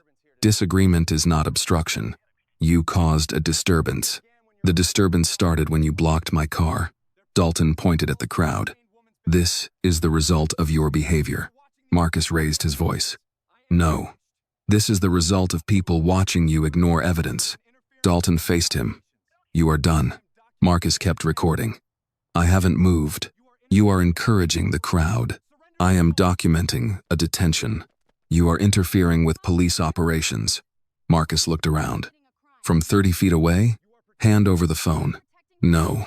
Mercer stepped toward Marcus. Ruiz blocked him again. "He is not committing a crime." Mercer lowered his voice. "Move." "No." "You're protecting him now?" "I'm protecting his right to record." Dalton slammed the cruiser door shut. "Enough." "Mercer, put Maya in the car, then take the phone." Ruiz turned toward him. "You cannot order both actions after dispatch told us to hold the scene." I am the ranking officer here. You are also the subject of the command alert. The crowd reacted. Dalton stared at her. You want to say that louder? Reese did. You are the subject of the command alert. Marcus's phone captured every word. Dalton walked toward Ruiz until only a few feet separated them. You think command will protect you after this? I think the recording will. You think one database result makes you smarter than your sergeant? The plate, VIN, registration, and security footage all cleared her. They cleared the vehicle. They cleared Maya too. No, they did not. Maya looked at Dalton. Then tell everyone what evidence you have against me. He said nothing. What evidence? Dalton pointed toward the open trunk. City contract documents. They belong to my architecture firm. Possible financial records. Approved project documents. Possible stolen material. My name is printed on every page. Dalton raised his voice. Your name appearing on a document does not prove lawful possession. Maya answered immediately. But 3 characters on a license plate proved guilt to you. The crowd erupted. Dalton shouted, "Back up!" Nobody moved forward. Marcus called out. The full plate cleared. Another voice added. So did the VIN. Stephen held the tablet above his shoulder. And the security video. The older woman near the sidewalk pointed toward Maya. Her hands are numb. Take those cuffs off. Mercer looked at Dalton. Sergeant, command is coming. Maybe we should wait. Dalton's head snapped toward him. You questioning me too? I'm saying there are cameras everywhere. There were cameras before. Not this many. Dalton looked across the parking lot. More than 30 people were recording now. Some were streaming live. Drivers had stopped near the entrance. Shoppers stood outside the Galleria doors. The argument had drawn employees from nearby stores. He turned toward Maya. We are moving you to the service entrance behind the building. Maya shook her head. No, you do not have a choice. There are no public cameras behind the loading area. That is not why we are moving. Then why? For a controlled interview. You have not charged me. You are being detained. Then question me here. Dalton's expression tightened. You don't set the conditions. Marcus raised his phone higher. She's right. Why move her now? Dalton pointed at him. Because this crowd is interfering. The crowd is recording. The crowd is escalating. You are escalating. Mercer moved toward Marcus again. Several people spoke at once. Don't touch him. He has a right to film. We're all recording. Dalton grabbed his radio. Dispatch, Unit 12. Crowd is becoming hostile. Request authority to relocate the detainee. The dispatcher answered. Negative. Command response remains en route. Maintain position. We cannot maintain a secure perimeter. Do not move the detainee. Dalton released the button. Ruiz said. That is the second direct instruction. He ignored her. Maya looked toward the people filming. My name is Maya Elise Williams. The vehicle belongs to me. The registration and VIN have been verified. Sergeant Dalton is now trying to move me after being ordered not to. Mercer approached her. Stop addressing the crowd. I am stating what is happening. You are provoking them. I have not asked anyone to do anything. Dalton took Maya by the upper arm. Walk. She stayed in place. Where are you taking me? To the cruiser. Why? Walk. My hands are numb. I need the cuffs adjusted before I move. You can sit in the car. Ruiz stepped beside Maya. Release her arm. Dalton looked at her hand near Maya's shoulder. You touch me, and you're suspended. I am asking you to comply with dispatch. I heard dispatch. Then stop. Dalton tightened his grip on Maya. She winced but remained upright. Marcus moved one step closer. Let her go. Dalton turned on him. That's it. Mercer. Seize the phone. Mercer faced Marcus. Hand it over. No. This is your final warning. You don't have a warrant. You are obstructing an investigation. Recording police in public is not obstruction. It is when you interfere. I have not touched anyone. I have not crossed your perimeter. I have not blocked your work. You are encouraging non-compliance. Marcus kept the camera steady. No. I am preserving evidence. Mercer reached toward the phone. Marcus pulled it back. The crowd shouted. Ruiz moved between them. Stop. Mercer raised both hands. He refused a lawful order. It was not lawful. Dalton shouted. "Move, Officer Ruiz, or I will put you in cuffs too." Ruiz did not move. "My oath does not require me to obey an unlawful order." The parking lot went silent. Dalton stared at her. Then he issued 3 commands. "Mercer, take the phone. Arrest Marcus if he resists. Put Maya in the cruiser now." Mercer stepped to the side, trying to move around Ruiz. Marcus held his phone against his chest. Stephen began backing toward the Galleria doors with the security tablet. The crowd started shouting again. Dalton pulled Maya toward the cruiser. Her feet moved once, then stopped. "Release me. You're going in the car. You have no charge. I don't need one to transport a detainee. You were ordered not to move me." Dalton pulled again. Maya lost her balance for a moment and struck her shoulder against the side of the cruiser. She recovered immediately. Ruiz reached for her. "Sergeant, stop." Dalton ignored her and opened the rear door. At the entrance road, several dark vehicles turned into the parking lot. Nobody noticed at first. The crowd was focused on Mercer and Marcus. Mercer reached for the phone again. Marcus raised his voice. "This stream is already saved. Taking the phone changes nothing." Dalton shouted. "Get her inside." Maya planted her feet. The first dark vehicle stopped near the patrol cruisers. Doors opened. Dalton grabbed Maya's arm with both hands. A man stepped out of the lead vehicle. Maya saw him. Her breathing stopped for 1 second. Dalton pulled her toward the open door. The man began running. His voice cut across the entire parking lot. "Let go of my fiancée." Dalton froze. Every head in the parking lot turned toward the man running from the lead vehicle. Mercer lowered his hand. Ruiz stepped back from Marcus. Stephen stopped near the entrance, with the tablet still pressed against his chest. Maya stared at the man approaching them. "Daniel," she said. Dalton looked from Maya to the newcomer. "Who the hell are you?" One of the officers who had arrived with the convoy answered before the man could. "Chief Brooks." The words moved through the crowd. Chief Daniel Brooks reached the cruiser and stopped directly in front of Dalton. "Take your hands off her." Dalton released Maya's arm. Daniel saw the cuffs, the way Maya held her shoulders, and the effort it took her to move her fingers.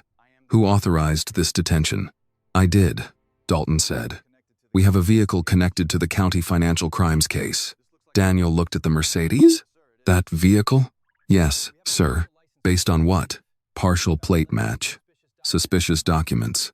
Possible cloned identification." Ruiz spoke from behind him. "The full plate cleared. The VIN cleared. The registration belongs to Maya Williams. The model year and body description do not match the alert." Daniel turned toward her. "You sent the emergency notification?" "Yes, Chief." "Good." Dalton's face changed. Daniel looked back at Maya. "Can you feel your hands?" "Barely." He turned to Ruiz. "Remove the cuffs." Dalton stepped forward. "Sir, she is still being detained." Daniel faced him. "On what charge?" "Obstruction. Possible involvement in contract fraud." "What did she obstruct?" "She refused commands and agitated the crowd." Marcus raised his phone. "She complied. From the beginning." Dalton pointed at him. "That man has been interfering for 20 minutes. Daniel looked at Marcus. "Were you recording?" "Yes." "Did you cross a police perimeter?" "There was no perimeter." "Did you touch an officer?" "No." "Did you block access to the vehicle?" "No." Daniel looked at Dalton again. Then he was not interfering. Ruiz unlocked the first cuff. Maya inhaled sharply as the pressure released. The second cuff came off. She brought her hands forward and rubbed her wrists. Her fingers remained stiff. Daniel reached toward her, then stopped before touching her. Maya saw the anger in his face. "Don't make me matter because I'm yours," she said quietly. He looked at her. "Make the truth matter." Daniel nodded once. Then he stepped away from her. "All officers activate body cameras now. Nobody removes evidence. Nobody leaves. Nobody touches a phone, vehicle, tablet, or document without logging it." Several officers reached for their cameras. Dalton said, "Chief, with respect, I was conducting a lawful investigation." Daniel looked at him. Then, "You should have no objection to preserving every second of it." Mercer shifted away from Marcus. Daniel noticed. "Officer Mercer, remain where you are." Mercer stopped. Daniel pointed toward Maya's phone beneath the Mercedes. Whose phone is that? Maya's, Ruiz said. Mercer knocked it from her hand. It may contain evidence, Dalton said. Daniel's eyes stayed on him. It does. Dalton seemed relieved for half a second. Daniel continued. It has been transmitting live voicemail to me since it hit the ground. The crowd fell silent. Mercer looked at the phone. Dalton stared at Daniel. You heard the scene? Ruiz asked. I heard enough to order an immediate response. Your alert gave me the location. Daniel took out his own phone. I heard Maya identify herself. I heard her offer the registration. I heard her report numbness. I heard someone refuse to loosen the cuffs. I heard orders to seize witness recordings. I heard discussion of moving her away from the crowd. Dalton shook his head. Sir, those statements are being taken out of context. Then the full recording will provide context. Daniel looked toward Stephen. You are the property manager? Yes. Stephen Cole. Do you have surveillance footage? Yes. Has anyone asked you to alter or delete it? Stephen glanced at Dalton. Sergeant Dalton ordered me to delete the local copy and surrender access to the system. That is not what happened, Dalton said. Marcus raised his phone. I recorded that conversation. Daniel looked at him. Preserve the original file. Do not edit it. An evidence officer will make a verified copy while you retain your device. Dalton moved closer. Chief, this is getting out of control. Daniel turned slowly. It was out of control before I arrived. I acted on a county alert. The alert required full verification. We had 3 matching plate characters, and 5 that did not match. The documents in the trunk are tied to a public contract. They belong to her architecture firm, Ruiz said. Dalton glared at her. Stay out of this. Daniel stepped between them. You will not address Officer Ruiz that way again. Dalton lowered his voice. Sir, I know this is personal. Daniel's expression did not change. It became personal when I heard Maya's voice. It remains official because you were wearing a badge. Dalton looked toward the officers behind Daniel. Chief, I have seniority. I have years of service. You know my record. I also know what happens next. Daniel pointed to Dalton's duty belt. Do not reach for your weapon. Keep your hands visible. Dalton's face went pale. Chief, Sergeant Rick Dalton, you are relieved of duty pending investigation. Mercer took 1 step backward. Daniel looked at him. Officer Kyle Mercer, you are also relieved of duty. Mercer's mouth opened. I followed my sergeant's orders. Ruiz answered before Daniel could. An unlawful order does not become lawful because a sergeant gives it. Mercer looked at her. You turned on us. Ruiz shook her head. My oath was never to you. The crowd reacted. Daniel raised a hand, and the noise dropped. Lieutenant Harris, he called. A supervisor from the convoy stepped forward. Secure both officers' weapons and badges. Separate them. Preserve their body cameras, department phones, vehicle computers, and radio traffic. Contact the state investigative unit. Dalton stared at Daniel. You are destroying my career over one mistake. Maya turned toward him. The first glance was a mistake, she said. Everything after you saw my registration was a choice. Dalton looked at her for the first time without speaking. Daniel heard Maya's words, but kept his attention on procedure. Medical support is coming, he told her. I don't need an ambulance. You have reported numbness for nearly an hour. I can walk. I know. She looked at him. He lowered his voice. Let them check your hands. Maya nodded. Behind them, officers removed Dalton's badge. Mercer surrendered his weapon without looking at the crowd. Marcus kept recording, but his arm had begun to shake. The older woman near the sidewalk moved closer to Maya. Are you all right, sweetheart? Maya tried to open and close her hands again. I will be. The woman nodded. That's not the same as being all right. Maya looked at her and managed a small smile. Daniel turned toward the Mercedes, the open trunk, the scattered documents, and the phone still under the rear tire. Then he faced every officer at the scene. No one here is cleared because I know Miss Williams. She was innocent before I arrived. The evidence proved that before anyone knew who she was to me. He looked directly at Dalton. The question is not why I came. The question is why none of you stopped this before I had to.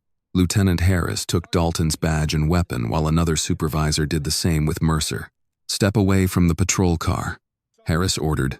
Dalton did not move. "Sergeant, step away." Dalton looked at Daniel. "You are letting a personal relationship decide this." Daniel held his gaze. "That is why the State Investigative Unit will take control. Until they arrive, every piece of evidence stays exactly where it is." Harris guided Dalton toward the second cruiser. Mercer was moved in the opposite direction.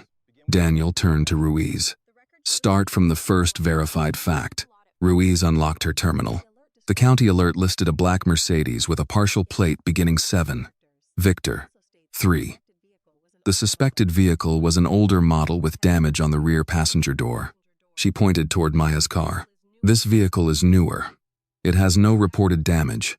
The complete plate is different. The registration is valid and lists Maya Elise Williams as the owner. The VIN is also valid and has no connection to the financial crimes case." Daniel looked toward Dalton. "When did you learn that?" Dalton folded his arms.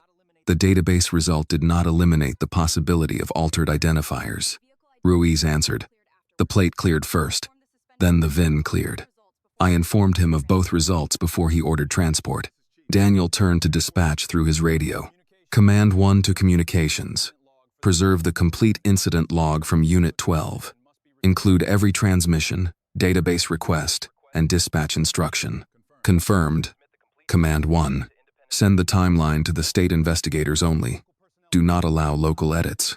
Dalton said. "Chief, you are treating routine decisions like crimes." Daniel looked at him. "Ordering a citizen moved after dispatch told you twice to hold position is not routine." The crowd was hostile. Marcus raised his phone. "The crowd never touched anyone." Daniel faced him. "Did you record continuously?" "Yes. I started after they refused to check the full plate." "Was the video streamed?" "It was. A copy is already stored online." "Good. Keep your original device. The evidence officer will document the file without taking your phone." Marcus nodded. Mercer called from beside the cruiser. "He kept provoking us." Marcus looked at him. "I asked you to verify a license plate. You refused instructions. I refused to stop recording. That was interfering." Ruiz answered. "No, it wasn't." Harris told Mercer to remain silent. Daniel walked to the Mercedes and crouched near Maya's phone. He did not touch it. "Evidence officer," he called. A uniformed officer approached with gloves and an evidence bag. Daniel stopped him. "Photograph it where it lies first. Confirm the call is still active before moving it." The officer documented the phone, then carefully retrieved it from beneath the tire. "The line is connected," he said. Daniel held up his own phone. "I have the receiving recording." Dalton shook his head. "A private voicemail cannot show everything that happened." "No," Daniel said. "That is why we also have body cameras, dispatch audio, security footage, witness recordings, registration records, and your preliminary report." Dalton's expression changed. "What preliminary report?" Mercer looked at him. Daniel noticed. "Officer Mercer, did Sergeant Dalton prepare an incident summary before the VIN was confirmed?" Mercer hesitated. Harris stepped closer. "Answer the chief." Mercer looked toward Dalton. "He wrote a field summary. Did you send it?" "Yes." "To whom?" "The watch commander," Daniel asked. "What did it say?" Mercer swallowed. "Possible vehicle recovery. Suspect detained. Documentary evidence secured." Maya spoke from beside Ruiz. "He wrote that before the vehicle was cleared." Mercer did not answer. Daniel opened his hand toward Harris. "Retrieve the report from the watch commander. Preserve the original timestamp." Dalton stepped forward. Harris blocked him. Dalton said, "That report was preliminary." Daniel nodded. "Then, the timestamp will show what information you had when you wrote it. It was based on the facts available." Ruiz shook her head. The registration had already cleared. Dalton looked at her. "You are trying to save yourself." "No," Ruiz said. "I preserved the record because you were changing it." Daniel asked. "Did Sergeant Dalton tell you not to enter the cleared result?" "Yes." The crowd reacted again. Dalton raised his voice. "Because the investigation was not complete." Ruiz held up her terminal. He said, "Do not enter that conclusion yet." Then, he ordered the documents seized. Daniel turned toward the open trunk. The architectural plans were still spread across the rear compartment. The folded contract lay beside the gift bag. The white garment bag had been pushed against the trunk wall. "Who opened the trunk?" Daniel asked. "Mercer," Maya said. "After I refused consent," Mercer responded. "Dalton ordered the search." Daniel looked at Dalton. What probable cause supported it? The public contract documents were visible. "They became visible after the trunk was opened," Maya said. Marcus added, "I recorded that too." Daniel nodded to the evidence officer. "Do not remove anything. Photograph the trunk exactly as it is." Stephen stepped forward with the tablet. The parking footage shows Maya arriving alone, unlocking the vehicle, and placing the gift bag inside. Daniel asked, "Did Dalton view that footage?" "Yes." "What happened next?" "He ordered me to delete the local copy and surrender the system." Dalton snapped. "I ordered him to preserve evidence." Stephen unlocked the tablet. "No. You told me to delete the copy." Marcus raised his phone. "I have the conversation." Daniel looked at Dalton. "You will have the opportunity to respond through counsel." Dalton's face tightened. "Counsel? You have already decided I'm guilty. I decided you cannot remain on duty while evidence is secured. The state decides what happens next." The evidence officer returned with a laptop. "Chief, the field report has been located." Daniel did not take the computer. "Read the timestamp. 3:24 p.m. Ruiz checked her terminal. The registration cleared at 3:17. The VIN cleared at 3:21. Daniel asked, "What language did Dalton use?" The officer read from the screen. "Primary suspect detained in probable recovery of vehicle linked to county contract fraud. Public contract documents recovered. Arresting officer recommends incident be credited as major investigative development." The crowd became silent. Daniel looked at Dalton. "You requested credit before confirming the car." Dalton answered, "That is standard reporting language." "No," Ruiz said. "It is promotion language." Daniel turned to her. Ruiz continued, "The lieutenant board meets Monday. He said this case could decide it." Mercer looked down. Daniel asked him, "Did you hear that?" Mercer remained quiet. Harris said, "Answer." "Yes." Dalton's voice rose. "I never told him to lie." Mercer looked at him. "You told me to send the report with your name on the first line." Dalton stared at him. Daniel said, "That report will be examined with everything else." Maya stepped forward. Her hands still moved slowly, but her voice was steady. "You didn't investigate me," she said. "You used me." Dalton looked at her. "You needed me to be guilty because my innocence stood between you and a promotion. It was a mistake made under pressure. The first glance was a mistake. The registration was a warning. The VIN was the truth. The video was your final chance. Everything after that was a decision." Dalton had no answer. Daniel faced Harris. "Separate Dalton and Mercer completely. No communication between them. Secure all department devices. State investigators take every interview." Harris nodded and moved them toward different vehicles. As Dalton passed Maya, he looked at her once. Maya did not step back. Daniel waited until both men were out of hearing range. Then he addressed the crowd. "What happened here will not be investigated by the people who report to me. Every record will go to the state. Miss Williams will receive the same protection any citizen should have received before anyone knew her name." Marcus lowered his phone for the first time.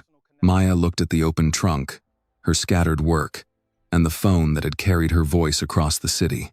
Dalton had tried to create a case before finding a crime. Now the record showed exactly how he had done it. The state investigative unit arrived before Maya left the parking lot.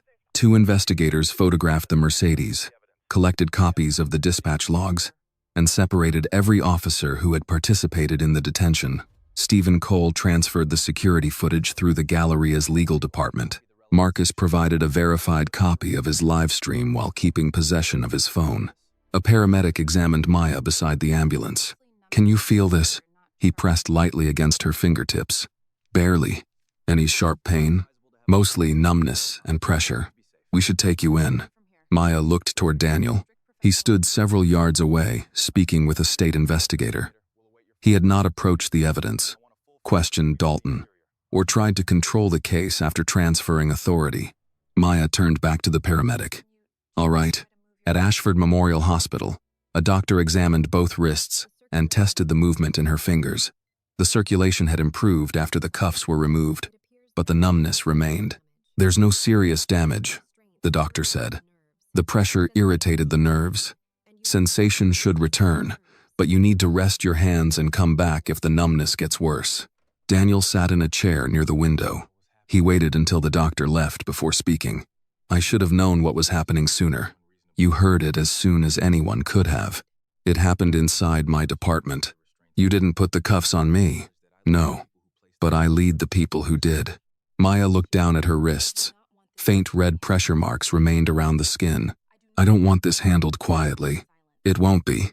I don't want a settlement that requires silence. I understand. I don't want Dalton and Mercer transferred to another department after this disappears from the news." Daniel leaned forward. "The state has the case. I removed myself because of us. That was the right decision. It doesn't feel like enough. It isn't enough." He looked at her. Maya flexed her fingers slowly. "I don't want the chief's fiancée protected," she said. "I want the woman whose name nobody knows protected." Daniel nodded. "Then we build something that protects her." The state investigation lasted 4 months.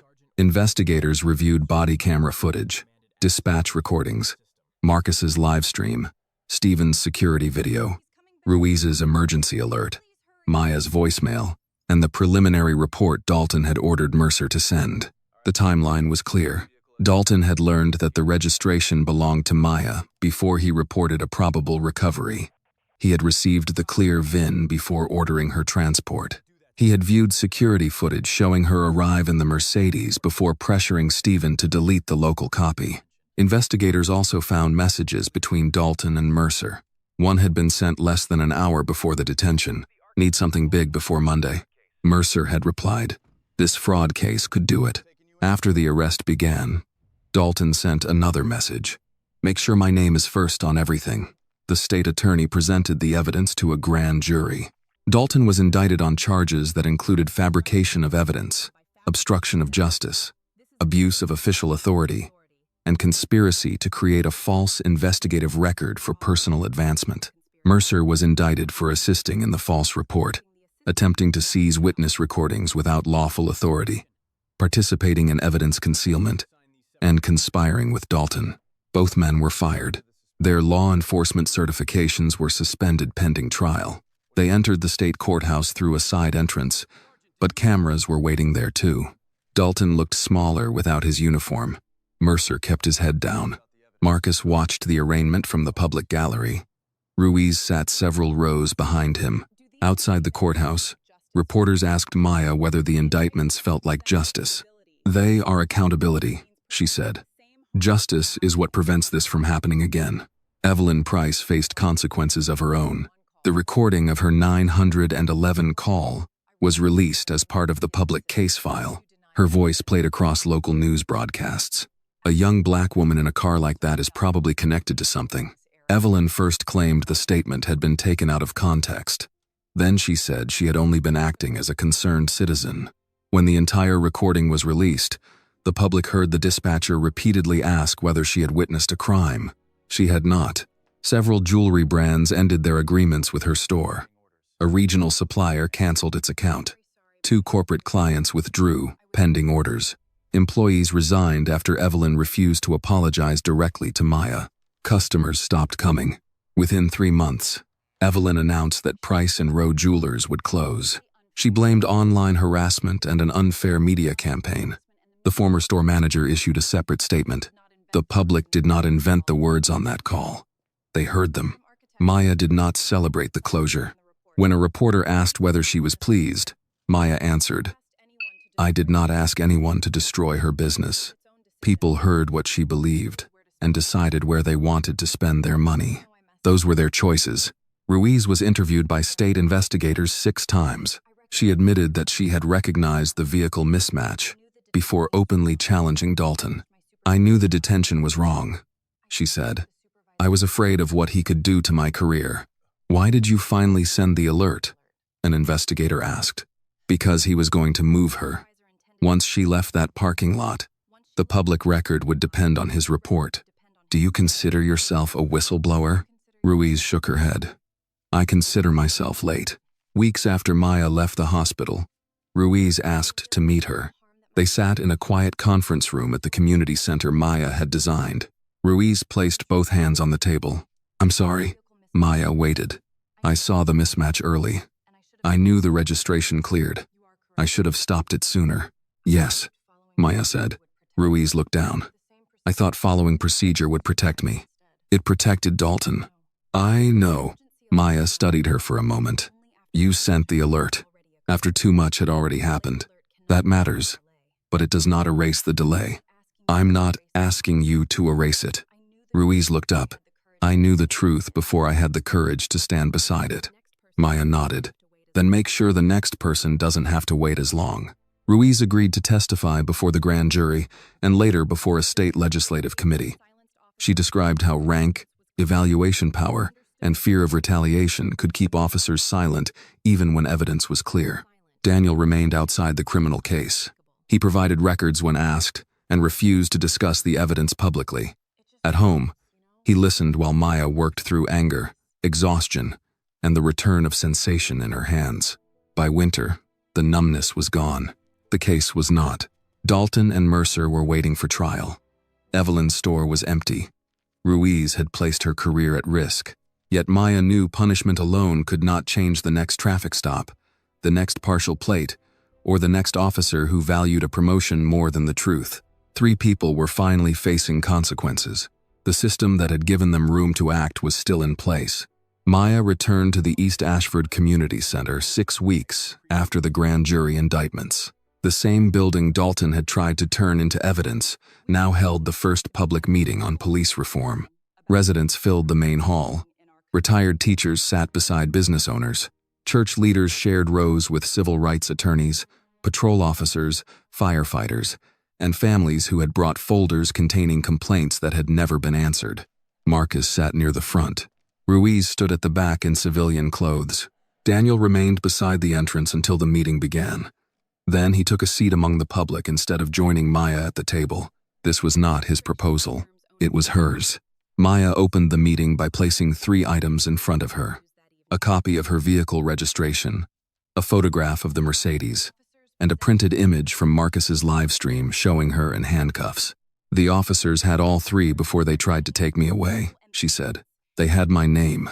They had the car. They had the evidence. What they did not have was a system that forced them to stop when the facts proved them wrong. A state senator named Helen Ward leaned toward her microphone. What change would have stopped Sergeant Dalton first? Full verification, Maya answered. Not a partial plate, not a guess based on color and model. The full plate, the VIN, and every mismatch recorded before a detention continues. A police union attorney raised his hand. Officers sometimes have seconds to make decisions. That was not what happened to me, Maya said. They had nearly an hour. Each new fact gave them another opportunity to correct the decision. They used that time to create new accusations. Marcus spoke next. People need the right to record without being threatened. A captain from another county answered. Recording can interfere with scene control. Marcus looked at him. I stood 30 feet away. Several people nodded. The captain continued. Not every witness is that careful. Then write a rule based on actual interference, Marcus said. Not officer discomfort. Ruiz approached the microphone after a long pause. Officers also need a protected way to report supervisors in real time. A legislator asked, You had that system. Yes. I used it late. Why? Because Sergeant Dalton controlled my schedule, evaluations, and advancement. He made that power clear. Daniel looked down. Ruiz continued. A policy that tells officers to report misconduct means little if the officer expects punishment before the investigation even begins. The meetings continued for 4 months. Maya reviewed draft after draft with attorneys, police trainers, community representatives, and state officials. She rejected language that allowed broad exceptions without written justification. She insisted that every rule include a permanent record. The proposal became known as the Williams Protocol. Its first requirement addressed vehicle identification. A partial match could justify a brief inquiry, but not a prolonged detention after the full plate and VIN cleared.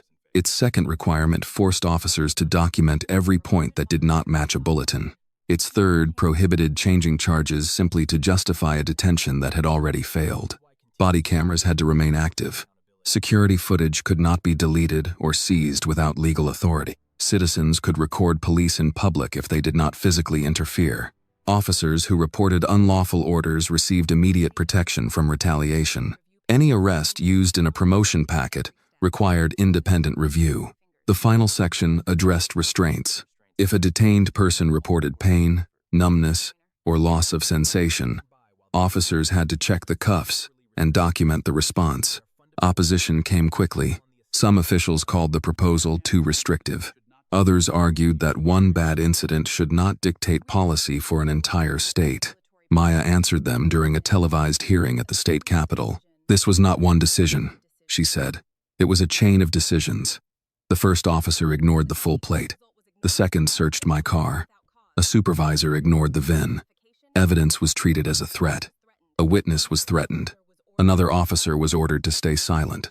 That chain existed because the system allowed each link to remain hidden." Senator Ward asked, "Would this proposal have helped you if Chief Brooks had not arrived?" Maya looked toward Daniel, who sat in the public gallery. "That is the only question that matters." The chamber became quiet. "The relationship that saved me should never have been necessary," Maya continued. "I do not want a law that protects the police chief's fiancée. I want a law that protects the woman whose name no one recognizes." The committee approved the proposal. 2 weeks later, the state Senate passed it. The lower chamber followed after a final debate over body camera retention and witness recordings. The governor signed the Williams Protocol into law before an audience of officers, residents, and civil rights leaders. Every police department in Maryland received a deadline for compliance. Training programs changed. Vehicle stop software was updated, so officers had to record the full plate and VIN before marking a suspected recovery. Supervisors could no longer remove contradictory information from preliminary reports. Emergency alerts like the one Ruiz used were routed automatically to independent oversight. The case changed more than policy. Marcus was appointed to a civilian review panel.